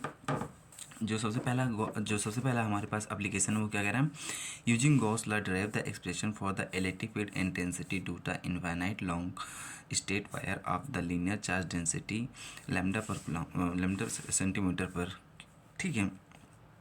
अब देखो वो कह रहा है कि एक तुम्हारे पास इनफाइनाइट है ना, एक इनफाइनाइट लॉन्ग स्टेट वायर है, इसमें मैंने क्या किया, पॉजिटिव चार्ज ले लिया, आप पॉजिटिव ले लो नेगेटिव ले लो, कोई दिक्कत नहीं, जो आपको मन करें, ठीक है। हाँ, यहाँ इन्फिनाइट है तो हमने यहाँ पे प्लस इन्फिनिटी और नीचे माइनस इन्फिनिटी ले लिया, कोई दिक्कत नहीं ना। अच्छा, अब पॉजिटिव चार्ज है तो इससे इलेक्ट्रिक फील्ड क्या होगी, अवे फ्रॉम होगी, बाहर की तरफ होगी, है ना, बाहर की तरफ होगी कि नहीं होगी यार। अच्छा, ये इलेक्ट्रिक फील्ड की डायरेक्शन ई ई ई, ठीक है, ये ई ई, ये ई, और ये इधर भी बाहर की तरफ ना। अच्छा, बना देते हैं। ये भी ई, ये भी ई, ये भी ई, और ये भी ई, है ना। अच्छा, अब कह रहा है कि हम क्या करते हैं कि अगर इस टाइट वायर है, अगर तुमसे यहाँ से कह रहा है कि वो आर डिस्टेंस पे कितनी, आर डिस्टेंस पे इलेक्ट्रिक फील्ड कितनी होगी यहाँ पे, ठीक है, यहाँ पे कितनी होगी आर डिस्टेंस पे। तो हम सबसे पहले क्या करेंगे यार, आप ठीक है, इतनी ये है आर डिस्टेंस पे कितनी इलेक्ट्रिक फील्ड होगी। अच्छा, ये मेरे पास ये जो मेरे पास इलेक्ट्रिक फील्ड है, जो मेरे पास ये स्ट्रेट वायर है, इसमें इलेक्ट्रिक चार्ज क्या है, डिस्ट्रीब्यूटेड है, ठीक है। अच्छा, मैं तुमसे पूछूँ कि टोटल इस वायर में इलेक्ट्रिक चार्ज कितना है, तुम नहीं बता सकते हो क्या, तुम नहीं बता सकते हो। लेकिन हम एक क्वांटिटी को डिफाइन करेंगे जिसको बोलेंगे लेमडा लेमडा पर सेंटीमीटर क्यूब, जिसको क्या बोलेंगे, इसको ये भी बोल सकते हैं जो लेमडा इसमें ये लेमडा क्या होता है, चार्ज पर लेंथ, क्या होता है, चार्ज पर लेंथ, ठीक है, चार्ज पर लेंथ। अच्छा, इसका मतलब क्या है यार, कि मैं तुमसे बोल लूँ कि 1 मीटर पे कितने, एक मीटर पे एक लेमडा चार्ज होगा, 2 मीटर पे 2 लेमडा चार्ज होगा, 3 मीटर पे 3 लेमडा चार्ज होगा, 4 मीटर पे 4 लेमडा चार्ज होगा, ठीक है। हम एक कुछ स्पेसिफिक पार्ट का हम बता सकते हैं कि हाँ, इस पार्ट में हमारे पास लेंथ इतनी है तो इतना चार्ज होगा। लेकिन अगर होल वायर का अगर मैं पूछूँ तुमसे कि कितना टोटल कितना चार्ज होगा, तो नहीं बता सकते हो क्या, नहीं बता सकते हो। इसलिए हम क्या करेंगे कि हम लेमडा को डिफाइन करेंगे, जो लेमडा होगा वो क्या होगा हमारा, लेमडा सेंटीमीटर पर क्यूब, सेंटीमीटर पर मीटर, ठीक, कोई दिक्कत नहीं ना। अच्छा, जब ये जब आर डिस्टेंस में पूछ रहा है, तो हम क्या करेंगे, सबसे पहले इसके लिए गॉसियन सरफेस बनाते हैं, क्या बनाते हैं, गॉसियन सरफेस बनाएंगे। अच्छा, गॉसियन सरफेस बनाएंगे, और एक चीज़ याद रखना, जो गॉसियन सरफेस बनता है वो कैसा बनता है, सिमेट्रिक बनता है, ठीक है, सिमेट्रिक बनता है। और सिमेट्रिक बनेगा तो सिमेट्रिक बनने वाले क्या होता है, at every on surface electric field is same, क्या होना चाहिए, इलेक्ट्रिक फील्ड सब जगह का सेम होना चाहिए। तो इसके लिए जो गॉसियन सरफेस बन के आता है वो कैसा आता है, सिलेंड्रिकल बन के आता है, कैसा आता है, सिलेंड्रिकल बन के आता है, कैसे बन के आता है, सिलेंड्रिकल, ठीक है। इसको आपको याद करना, ये इसको आपको पता होना चाहिए, ठीक है, कैसे होना, सिलेंड्रिकल बन के आया, ठीक है। इसमें बताओ कोई दिक्कत, सिलेंड्रिकल बन के आया, ठीक है। अच्छा, जब सिलेंड्रिकल बन के आया, अब देखो इसके इस जगह पॉइंट पे, इस जगह पॉइंट पे, इस जगह पॉइंट पे देखो, इस जगह पॉइंट पे देखो, इस जगह पॉइंट, इस जगह कहीं पे भी देख लो, सब जगह इलेक्ट्रिक फील्ड क्या होगी, सेम होगी, इलेक्ट्रिक फील्ड क्या होगी, सेम होगी, ठीक है। अच्छा, अब इस पे टोटल कितने सरफेस हैं, इस पे टोटल कितने सरफेस हैं, इस पे टोटल देखो, एक ये वाला सरफेस हो गया, ठीक है, एक ये वाला सरफेस हो गया, ठीक है, और एक ये वाला सरफेस, इसको पहला ठीक है, एक ये वाला सरफेस, एक ये दूसरा, और ये तीसरा, 3 सरफेस हुए कि नहीं हुए, ठीक, 3 सरफेस हुए। अच्छा, अब इसमें देखो, इस वाले सरफेस में देखो, दूसरे वाले में यार इलेक्ट्रिक फील्ड इधर जा रही है, ठीक है, और इसका जो एरिया वेक्टर होगा क्या होगा, परपेंडिकुलर होगा, एरिया वेक्टर इसका क्या होगा, परपेंडिकुलर होगा बाहर की तरफ, ठीक है। तो इसके बीच में जो एंगल बनेगा थीटा, वो कितना होगा, 90 डिग्री का, कितना होगा, 90 डिग्री का। अच्छा, इधर देखो, हमारे पास इलेक्ट्रिक फील्ड की डायरेक्शन बाहर की तरफ होगी, ठीक है, बाहर की तरफ ये है ना। अच्छा, और इसके बीच में हम एरिया वेक्टर लेंगे, एरिया वेक्टर डी ए, तो वो भी कितना होगा, बाहर की तरफ होगा। तो इनके बीच में थीटा कितना हो जाएगा हमारे पास, 0, थीटा कितना हो जाएगा, 0 हो जाएगा, ठीक है।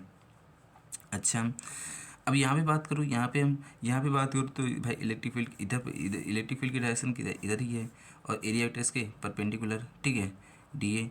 तो इनके बीच में एंगल कितना हो जाएगा, थीटा इक्वल टू कितना हो जाएगा, 90 डिग्री, कितना हो जाएगा, 90 डिग्री, कितना हो जाएगा, 90 डिग्री, ठीक है। अब देखो, charge enclose by Gaussian surface q equal to क्या हो जाएगा, लेमडा पर कि चार्ज इक्वल टू कितना हो जाएगा, lambda length, lambda into length, ठीक है। अच्छा, फिर क्या है, at the part first and second Gaussian surface electric field and the end cap are perpendicular, so through the surface first and second is 0, समझ रहे हो, देखो।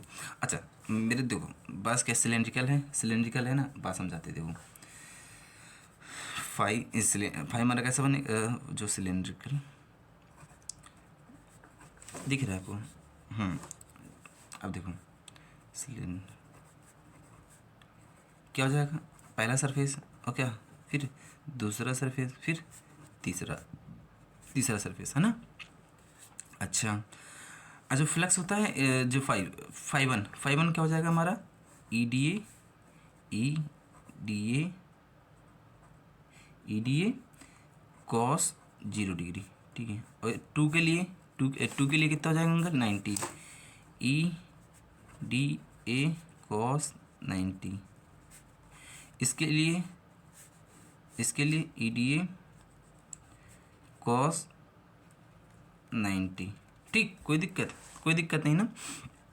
अच्छा, ये क्या होता है कि ये, अच्छा, फाइव, है ना, ठीक है। अच्छा, अब मुझे ये बताया, तुमने गॉस लॉ पढ़ा था, ठीक है, गॉस लॉ। अब हम इसमें गॉस लॉ का यूज करेंगे, क्या करेंगे, गॉस लॉ का यूज करेंगे ना। अच्छा, गॉस लॉ क्या पढ़ा था, बताओ, गॉस लॉ क्या पढ़ा था। गॉस लॉ ये तो पढ़ा था, जो हमारा फाइव होता है, ठीक है, integral E D A equal to क्या होता है, क्यू इनसाइड, ठीक है, क्यू इनसाइड अपॉन में एप्सिलॉन, ये तो होता है। ये तो पढ़ा था तुमने अभी, ठीक है। तो ये मेरे पास क्या हो जाएगा, मैं भाई, अब देखो भाई, ये कॉस 90, ये कितना हो जाएगा, 0, ये कॉस 90 0, ठीक है, क्योंकि कॉस 90 की वैल्यू 0 होती है, तो ये 0 हो जाएगा, कॉस 90 की वैल्यू 0 हो जाएगा। अच्छा, तो देखो यार, देखो हमारा जो ए डी ए ये कॉस 0 डिग्री है, ई डी ए कॉस 90, ये ई डी ए कॉस 90 ना, 3 है यार, ये तो 0 हो जाएगा, ये भी कितना हो जाएगा, 0 हो जाएगा, ये भी 0 हो जाएगा, क्योंकि कॉस 90 की वैल्यू कितनी 0 होती है, कॉस 90 की वैल्यू 0 होती है। सिर्फ हमारे पास क्या बचा, ए डी ए कॉस और A D A cos 0, A D A cos 0, सिर्फ ये बचा हमारे पास, है ना। अच्छा, अब हमारे पास गॉस लॉ क्या था भाई, देखो दिख रहा है ना आपको, हाँ देखो देखो क्या, फिर क्या भाई, गॉस लॉ, अभी गौसला पढ़ा, क्या था गौसला, गौसला क्या पढ़ा था मैंने, जो हमारा क्लोज इंटीग्रल होता है वो क्या होता है, E D A equal to q by epsilon naught, ये पढ़ा था ना, क्यू बाई एप्सिलॉन नॉट ना। अच्छा, तो मेरे पास सिर्फ ये वाला बचा, तो इसकी जगह पर क्या हो जाएगा, ये close integral E D A cos 0 degree equal to q by epsilon naught, है ना, ये हो गया, क्यू बाई एप्सिलॉन नॉट हो गया, है ना, बताओ, क्यू बाई एप्सिलॉन नॉट हो गया, ठीक है। उसके बाद फिर कितना हो गया, अब कॉस 0 की वैल्यू कितनी होती है, जो कॉस 0 की वैल्यू 1 होती है, तो सिर्फ क्या बचेगा, सॉरी ये ई डी ए है ना, तो ये सिर्फ क्या बचेगा, close integral E D A equal to कितना हो जाएगा, क्यू बाई एप्सिलॉन नॉट, है ना, क्यू बाई एप्सिलॉन नॉट। ये हमारे पास कांस्टेंट है, इसको बाहर ले लो, तो ई क्लोज सिर्फ किसका होगा, डी ए का equal to q by epsilon, sorry charge by epsilon naught, है ना, कोई दिक्कत नहीं। अच्छा, अब मतलब इसका मैं इंटीग्रेशन करूँगा, जब सिलेंड्रिकल का इंटीग्रल हर, तो इसका जब हमारे पास छोटे छोटे पार्ट में इसको इंटीग्रल करते जाएंगे, लास्ट में जब पूरे टोटल होल एरिया को हम होल एरिया को जब हम ऐड करेंगे, तो लास्ट में इसका जब तो सिलेंड्रिकल का टोटल एरिया कितना, सरफेस एरिया कितना आ जाएगा, इसके सरफेस पे इंटीग्रेशन कर रहे हैं, तो इसका सरफेस इंटीग्रेशन कितना हो जाएगा, 2πr l, कितना, टू पाई आर एल, ठीक है। हमने इसकी सपोज लेंथ कितनी मान ली, एल, कितनी मान ली लेंथ, एल, तो इसका कितना हो जाएगा टोटल, तो इसका सरफेस एरिया कितना हो जाएगा, 2πr l, कितना, 2πr l, ठीक है। अच्छा, और यहाँ पे अच्छा बताओ 2πr l, अब ये कितना है, क्यू इनसाइड अपॉन में एप्सिलॉन, ठीक, ये चीज़ है, यही क्यू अपॉन में एप्सिलॉन। अच्छा, अब मुझे एक चीज़ ये बताओ यार, जो ये अभी हमने क्या बोला था, लेमडा क्या था, लेमडा क्या था, क्यू इनसाइड अपॉन में लेंथ, ठीक है, यही बोला था मैंने, यही चीज़ तो बोला था। तो क्यू इनसाइड की वैल्यू क्या हो जाएगी, क्यू इनसाइड की वैल्यू क्या हो जाएगी, इसको इसमें मल्टीप्लाई कर दो, कितना हो जाएगा, लेमडा इंटू लेंथ, कितना हो जाएगा, लेमडा इंटू लेंथ, तो यहाँ पे इसको पुट कर दो, तो कितना हो जाएगा, E into 2πr l equal to कितना हो जाएगा, लेमडा एल अपॉन में एप्सिलॉन नॉट, ठीक है, एप्सिलॉन नॉट ना। अच्छा, ये एल से एल कट जाएगा, है ना, एल से एल क्या हो जाएगा, कट जाएगा, तो हमारे पास जो ई की वैल्यू आ जाएगी वो क्या आ जाएगी, लेमडा अपॉन में 2 पाई इंटू लेमडा अपॉन में एप्सिलॉन नॉट, और ये कितना बचा 2 पाई आर, कितना 2 पाई आर। ये मेरे पास फाइनल आंसर आ गया। बताओ समझ में आया कि नहीं यार, बताओ समझ में आया कि नहीं यार, बिल्कुल तरीके से आया कि नहीं बताओ। ये देखो बिल्कुल जैसे, ठीक है, आपको समझ में आया कि नहीं यार। देखो इंडिकेशन करते मैंने, हम लोग फाइनल पोजीशन पे पहुंच गए, ठीक है।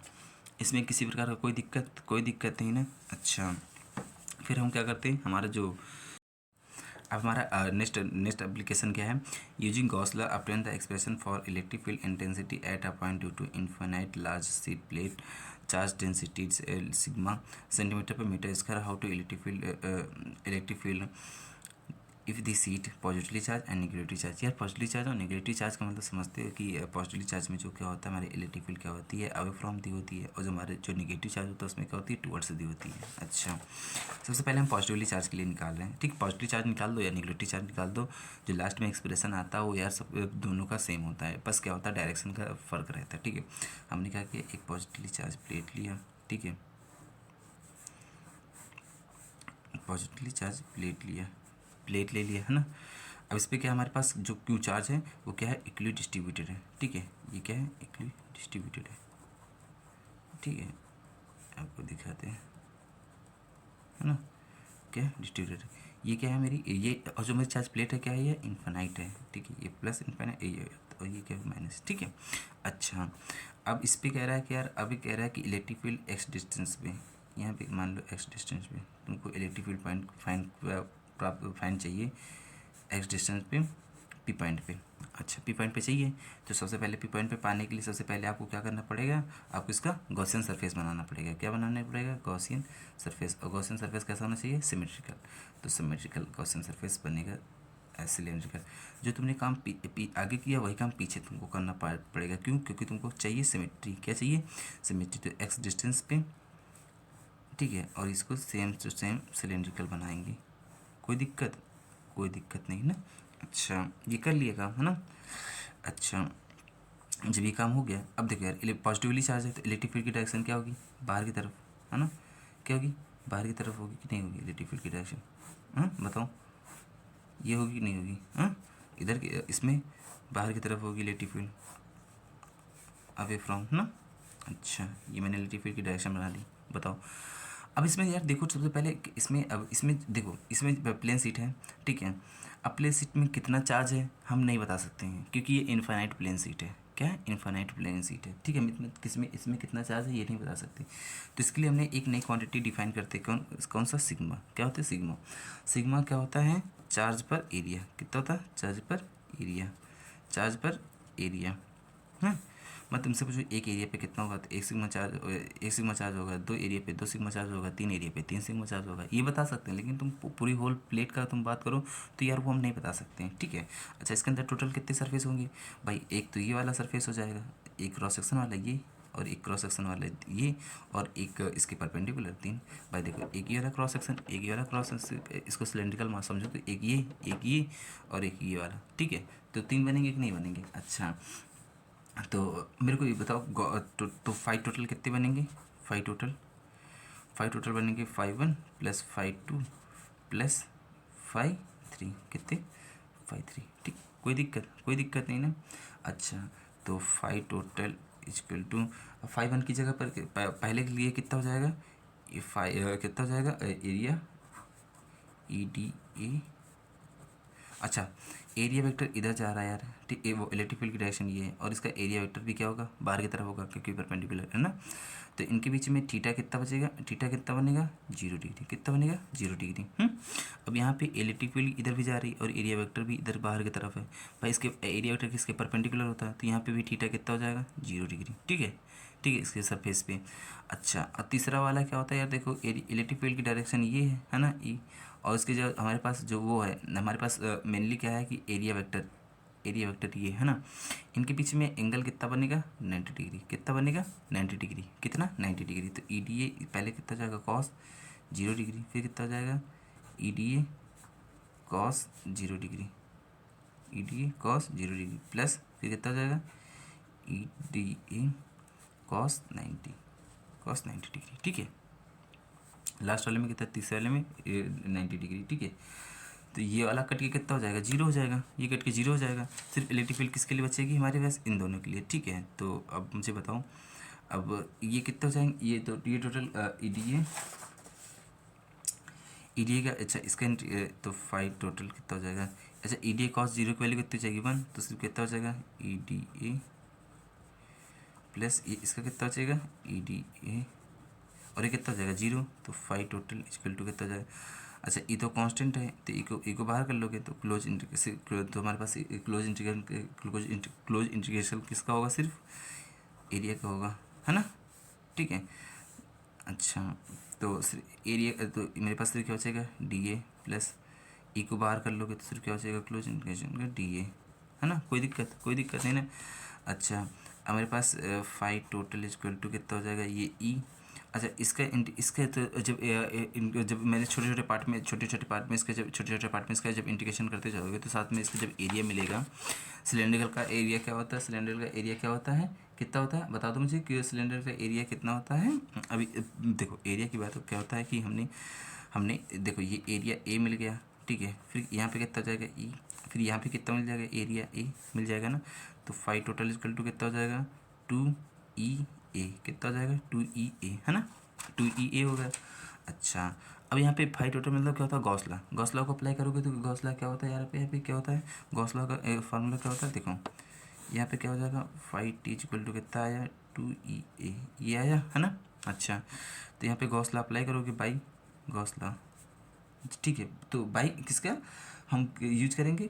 अब देखो मेन चीज़ क्या होता है कि गॉस लॉ का अगर हम यहाँ पे यूज करें, ठीक है, गॉस लॉ, ठीक है, गॉस लॉ तो क्या होता है क्यू इनसाइड, है ना, क्यू इनसाइड अपॉन में एप्सिलॉन नॉट इक्वल टू कितना 2E ए, कोई दिक्कत नहीं ना। अच्छा क्यू इनसाइड की वैल्यू कितना है, चार्ज पर लेंथ है, तो इसमें कितना होता है चार्ज इंटू एरिया, कितना हो जाएगा चार्ज इंटू एरिया, कितना हो जाएगा सिग्मा इंटू ए अपॉन में एप्सिलॉन, ठीक है, ये हो जाएगा इक्वल टू कितना हो जाएगा 2E ए, तो ए से कट जाएगा, ए से जब कट जाएगा तो ई की वैल्यू यहीं पे रखो, ई को यहीं पे रख लो, ई तो ई इक्वल टू कितना हो जाएगा टू को इधर मल्टीप्लाई कर दोगे सिग्मा अपॉन में कितना हो जाएगा 2 एप्सिलॉन। बताओ कोई दिक्कत नहीं ना। तो हमारे सेकंड जो ड्राइव इक्वेशन था वो फाइंड कर लिया, है ना।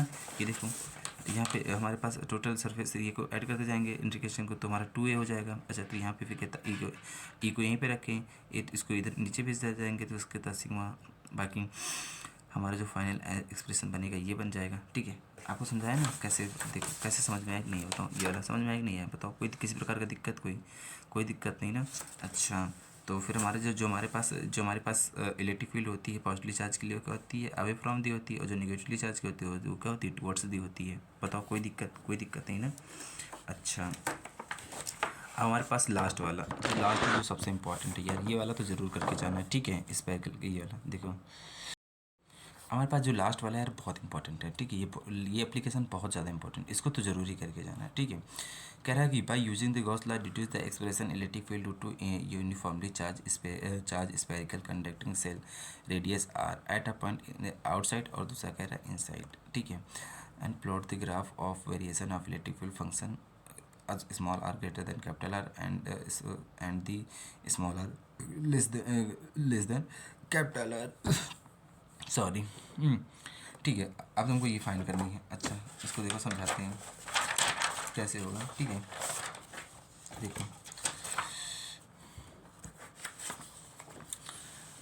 मेरे पास कह रहा है कि क्या कह रहा है कि using Gauss law deduce the expression for electric field uniform charge spherical, एक मेरे पास ये चार्ज स्फेरिकल है, ठीक, ये है ना। कह रहा है कि कंडक्टिंग सेल है। अच्छा इसकी रेडियस क्या है, रेडियस कह रहा है कैपिटल आर है, रेडियस कह रहा है कैपिटल आर है, रेडियस कैपिटल आर है, ठीक है। कह रहा है कि आउटसाइड एंड इनसाइड, ठीक है। अच्छा ग्राफ फिर कह रहा है इलेक्ट्रिक फील्ड कह रहा है small r greater than capital R. अच्छा ठीक है, देखो ये है कुछ ये है इस पे क्या है कि हमारा जो चार्ज है उसके सरफेस पे डिस्ट्रीब्यूटेड है, सरफेस पे क्या है डिस्ट्रीब्यूटेड है ना, डिस्ट्रीब्यूटेड है। आपको एक बार इलेक्ट्रिक फील्ड इसकी आउटसाइड और एक बार इलेक्ट्रिक फील्ड इसकी इनसाइड फाइंड करनी है, ठीक है। अच्छा तो हमने क्या किया, इसके पास एक हमने कैप स्मॉल आर ले लिया, यहाँ पे आर पॉइंट यहाँ पे ठीक है। और इसकी रेडियस क्या हो गई आर, स्मॉल आर, है ना। और जब इस पॉइंट पे फाइंड करना है तो इस पॉइंट पे फाइंड करने के लिए हम सबसे पहले क्या बनाएंगे, गॉसियन सरफेस। और गॉसियन सरफेस का क्या होगा, सिमेट्रिकल होगा। देखो ऐसे गोल गोल सा सर बनेगा, सिमेट्रिकल, है ना। अच्छा ये बना दिया हमने सिमेट्रिकल। अच्छा जब ये चीज़ हमने बना दिया, अब मुझे एक चीज़ ये बताओ पहले, जब इसके हमने क्या किया, यहाँ पे मेरे पास क्या बोलती है, स्पेरिकल सेल था कंडक्टिंग चार्ज पे सरफेस पे डिस्ट्रीब्यूटेड था। यहाँ पे हमारे पास इसके सरफेस पी पॉइंट पे पूछ रहा है, सपोज पी पॉइंट पे पूछ रहा है, इसके पी पॉइंट पे पूछ रहा है यहाँ पे। तो फिर मेरे को बताओ, मेरे को ये पी पॉइंट पे ये बताओ, अच्छा जब इसके पास ये पॉजिटिवली चार्ज है तो इलेक्ट्रिक फील्ड की क्या होगी, डायरेक्शन बाहर की तरफ होगी कि नहीं होगी। भाई पॉजिटिवली चार्ज कहते हैं, पॉजिटिवली चार्ज अभी बताया था ना, अवे फ्रॉम इट होती है, क्या होती है, अवे फ्रॉम इट होती है, ठीक है। जब अवे फ्रॉम इट होती है तो मुझे ये बताओ, जो हमारे पास इसका जो सरफेस, जो इसका जो, अब देखो दिख रहा है ना, हाँ दिख रहा है, समझ रहे हो ना। हाँ अब बताओ, अब मेरे को ये बताओ कि यार इसका जो ये हमारे पास ये सरफेस है, तो इसका ये पी पॉइंट पे, तो इसका इलेक्ट्रिक फील्ड की डायरेक्शन क्या होगी, बाहर की तरफ होगी। और इसकी जो सरफेस एरिया का जो सरफेस, इसके जो सरफेस पे जो एरिया वेक्टर होगा वो क्या होगा, बाहर की तरफ होगा। भाई इलेक्ट्रिक फील्ड की भी डायरेक्शन सेम, और सरफेस जो हमारे पास एरिया वेक्टर है वो भी क्या होगा, बाहर की तरफ होगा। तो इन दोनों के बीच में एंगल कितना हो जाएगा, जीरो, एंगल कितना हो जाएगा, जीरो, ठीक है। एक चीज़ अब देखो हम क्या करेंगे, इसमें गॉस लॉ का अप्लाई करेंगे। Let's us consider the Gaussian surface.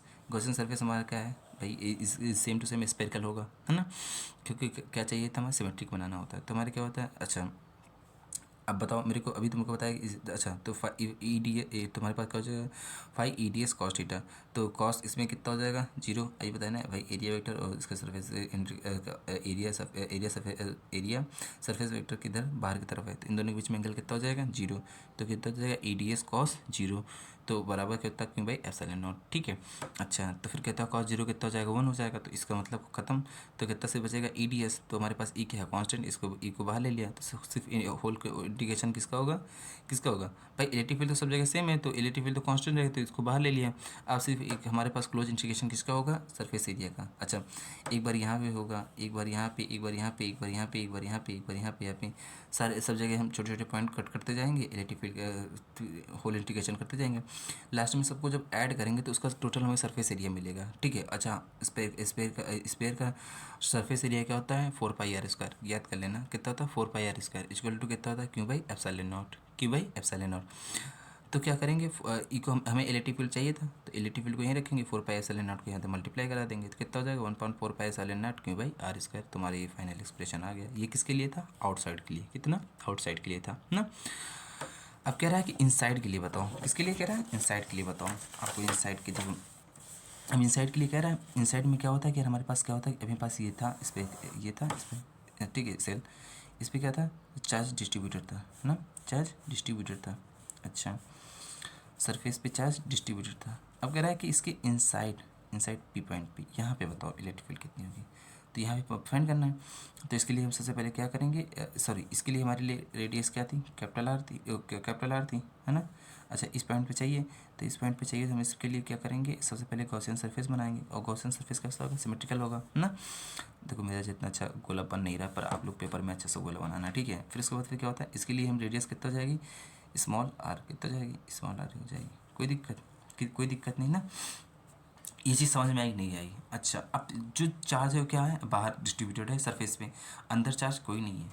एक ये चीज़ जरूर याद रखना, अंदर चार्ज कुछ भी नहीं है ना। तो फिर क्या हो जाएगा, देखो let's the consider the Gaussian surface shown as by the Gauss law, ठीक है। अब गॉस लॉ क्या होता है, गॉस लॉ क्या है, गॉस लॉ क्या होता है, ईडी क्या होता है, close integration E.ds equal to q by epsilon. अच्छा बताओ मेरे को, इलेक्ट्रिक अंदर की तरफ क्या हो जाएगा, अंदर की तरफ हमारे पास सरफेस एरिया इलेक्ट्रिक फील्ड क्या होगा, बाहर की तरफ होगा, है ना, बाहर की तरफ, है ना, सब बाहर की तरफ होगा कि नहीं होगा बताओ। अच्छा तो ई, और हमारे पास जो इसका सरफेस एरिया वेक्टर होगा वो भी क्या होगा, बाहर की तरफ होगा, क्या होगा, बाहर की तरफ होगा, डी है ना, बाहर की तरफ होगा। तो इनके बीच में थीटा कितना हो जाएगा, जीरो, कितना हो जाएगा, थीटा जीरो, है ना। अच्छा बताओ फिर, अब देखो क्या हो जाएगा, तो EDS चार्ज तो क्या होता है, क्यू बाई एप्सिलॉन नॉट, है ना। फिर क्या होता है, but charge the inside the spherical. अच्छा अब मुझे बताओ यार, चार्ज इसके सरफेस पे है कि इनसाइड में है, आप लोग बताओ यार, सरफेस पे रखा भैया, अंदर तो है नहीं। तो जब इसके चार्ज हमारा इनसाइड अंदर है ही नहीं है, चार्ज हमारा क्या है अंदर, क्या है जीरो, और मिली चार्ज हमारा कहाँ बिखरा हुआ है सरफेस पे, तो चार्ज इनसाइड मतलब कितना हो जाएगा, जीरो हो जाएगा। तो क्यू इक्वल टू कितना हो गया, जीरो हो गया। जीरो हो गया तो E d S cos zero equal to कितना हो गया, जीरो। तो हमारा होल इलेक्ट्रिक फील्ड कितनी हो जाएगी, जीरो। कितनी हो जाएगी, जीरो। मतलब हमारे पास जो इलेक्ट्रिक फील्ड थी वो क्या थी, सरफेस पे थी, ना कि इस होल स्पेयर के अंदर थी। ठीक है, स्पेयर के अंदर नहीं है, तो इसलिए हमारी इलेक्ट्रिक फील्ड क्या हो जाएगी, जीरो, है ना। अब इसके यार पेपर में आता है ग्राफ ड्रा करने के लिए। ग्राफ कैसे ड्रा करते हैं, ग्राफ कैसे ड्रा करते हैं, देखो ऐसे आपको, ठीक है, ये मेरे पास इस पे कर रहे हैं, ठीक है। अब फिर यहाँ से इसे करते, ठीक है, देखो यहाँ से हम dot dot dot dot dot मिलाएंगे, उसके बाद फिर यहाँ से इलेक्ट्रिक। अब देखो इसका मतलब क्या होता है कि अगर मैं तुमसे इनसाइड पूछूँ इलेक्ट्रिक फील्ड, तो इनसाइड में इलेक्ट्रिक फील्ड क्या होती है, जीरो होती है। क्या होती है, जीरो होती है। और जैसे स्पेस सर्कल बाहर कर जाते हैं तो वहाँ पर इलेक्ट्रिक फील्ड क्या होती है हमारे पास, पहले बढ़ती है फिर घटना शुरू हो जाती है। ठीक है, हमारे पास ये था। ठीक है, आओ समझ में आया होगा आपको पक्का। ठीक है, बताओ कोई दिक्कत, कोई दिक्कत नहीं ना। तो हमारा जो जो हमारा मेन कॉन्सेप्ट था यार यहाँ से, ठीक है, कि इसका यूजिंग गॉसला का, ठीक है, कि स्पेरिकल सेल का, यहाँ से तीनों हमने अब एप्लीकेशन सारे कंप्लीट कर लिया। ठीक है, बाकी सारे एप्लीकेशन देख लिया आप लोगों को समझा भी दिया हमने। ठीक है, अब क्या करना है आपको, अब आपको करना क्या है यार, देखो मैंने पूरा चैप्टर पूरा डिटेल में आपको एक्सप्लेन किया। ठीक है, उसके एक एक डेरिवेशन भी किया, कुछ न्यूमेरिकल बाकी रह गए यार। अब आप लोगों को अगर न्यूमेरिकल चाहिए तो प्लीज़ कमेंट कर दो। हम अभी के आपको जितने न्यूमेरिकल बनते हैं सारे अभी आपको शेयर किए दे रहे हैं। ठीक है, तुरंत इसकी वीडियो बना के अभी जितने 20-25 मिनट में जितने न्यूमेरिकल इंपॉर्टेंट है सारे भी आपको सेंड कर देंगे। ठीक है, बना के भी भेजे दे रहे हैं। और दूसरी बात क्या करो, आप लोग पूरा चैप्टर अच्छे से डिटेल कर लिया, उसके बाद जितने इंपॉर्टेंट डेरिवेशन मैंने एक स्टार्टिंग में बताया था वो डेरिवेशन एक बार दोबारा से आप कर लो। क्या कर लो, दोबारा से कर लो बस। और प्लीज़ अब क्या करना है, कमेंट करो और लाइक और सब्सक्राइब प्लीज़ अपने दोस्तों के पास शेयर कर दो। और यार प्लीज़ 500 सब्सक्राइबर करवा दो, अभी हम लोग 300 पे हैं, प्लीज़ इतना काम करवा दो प्लीज़। ठीक है, बाकी आपको जो समझ में आया हो, आपको अच्छा लगा हो, तो प्लीज़ एक प्यारी सी स्माइल के साथ हम लोग बाय बोल रहे हैं, बाय।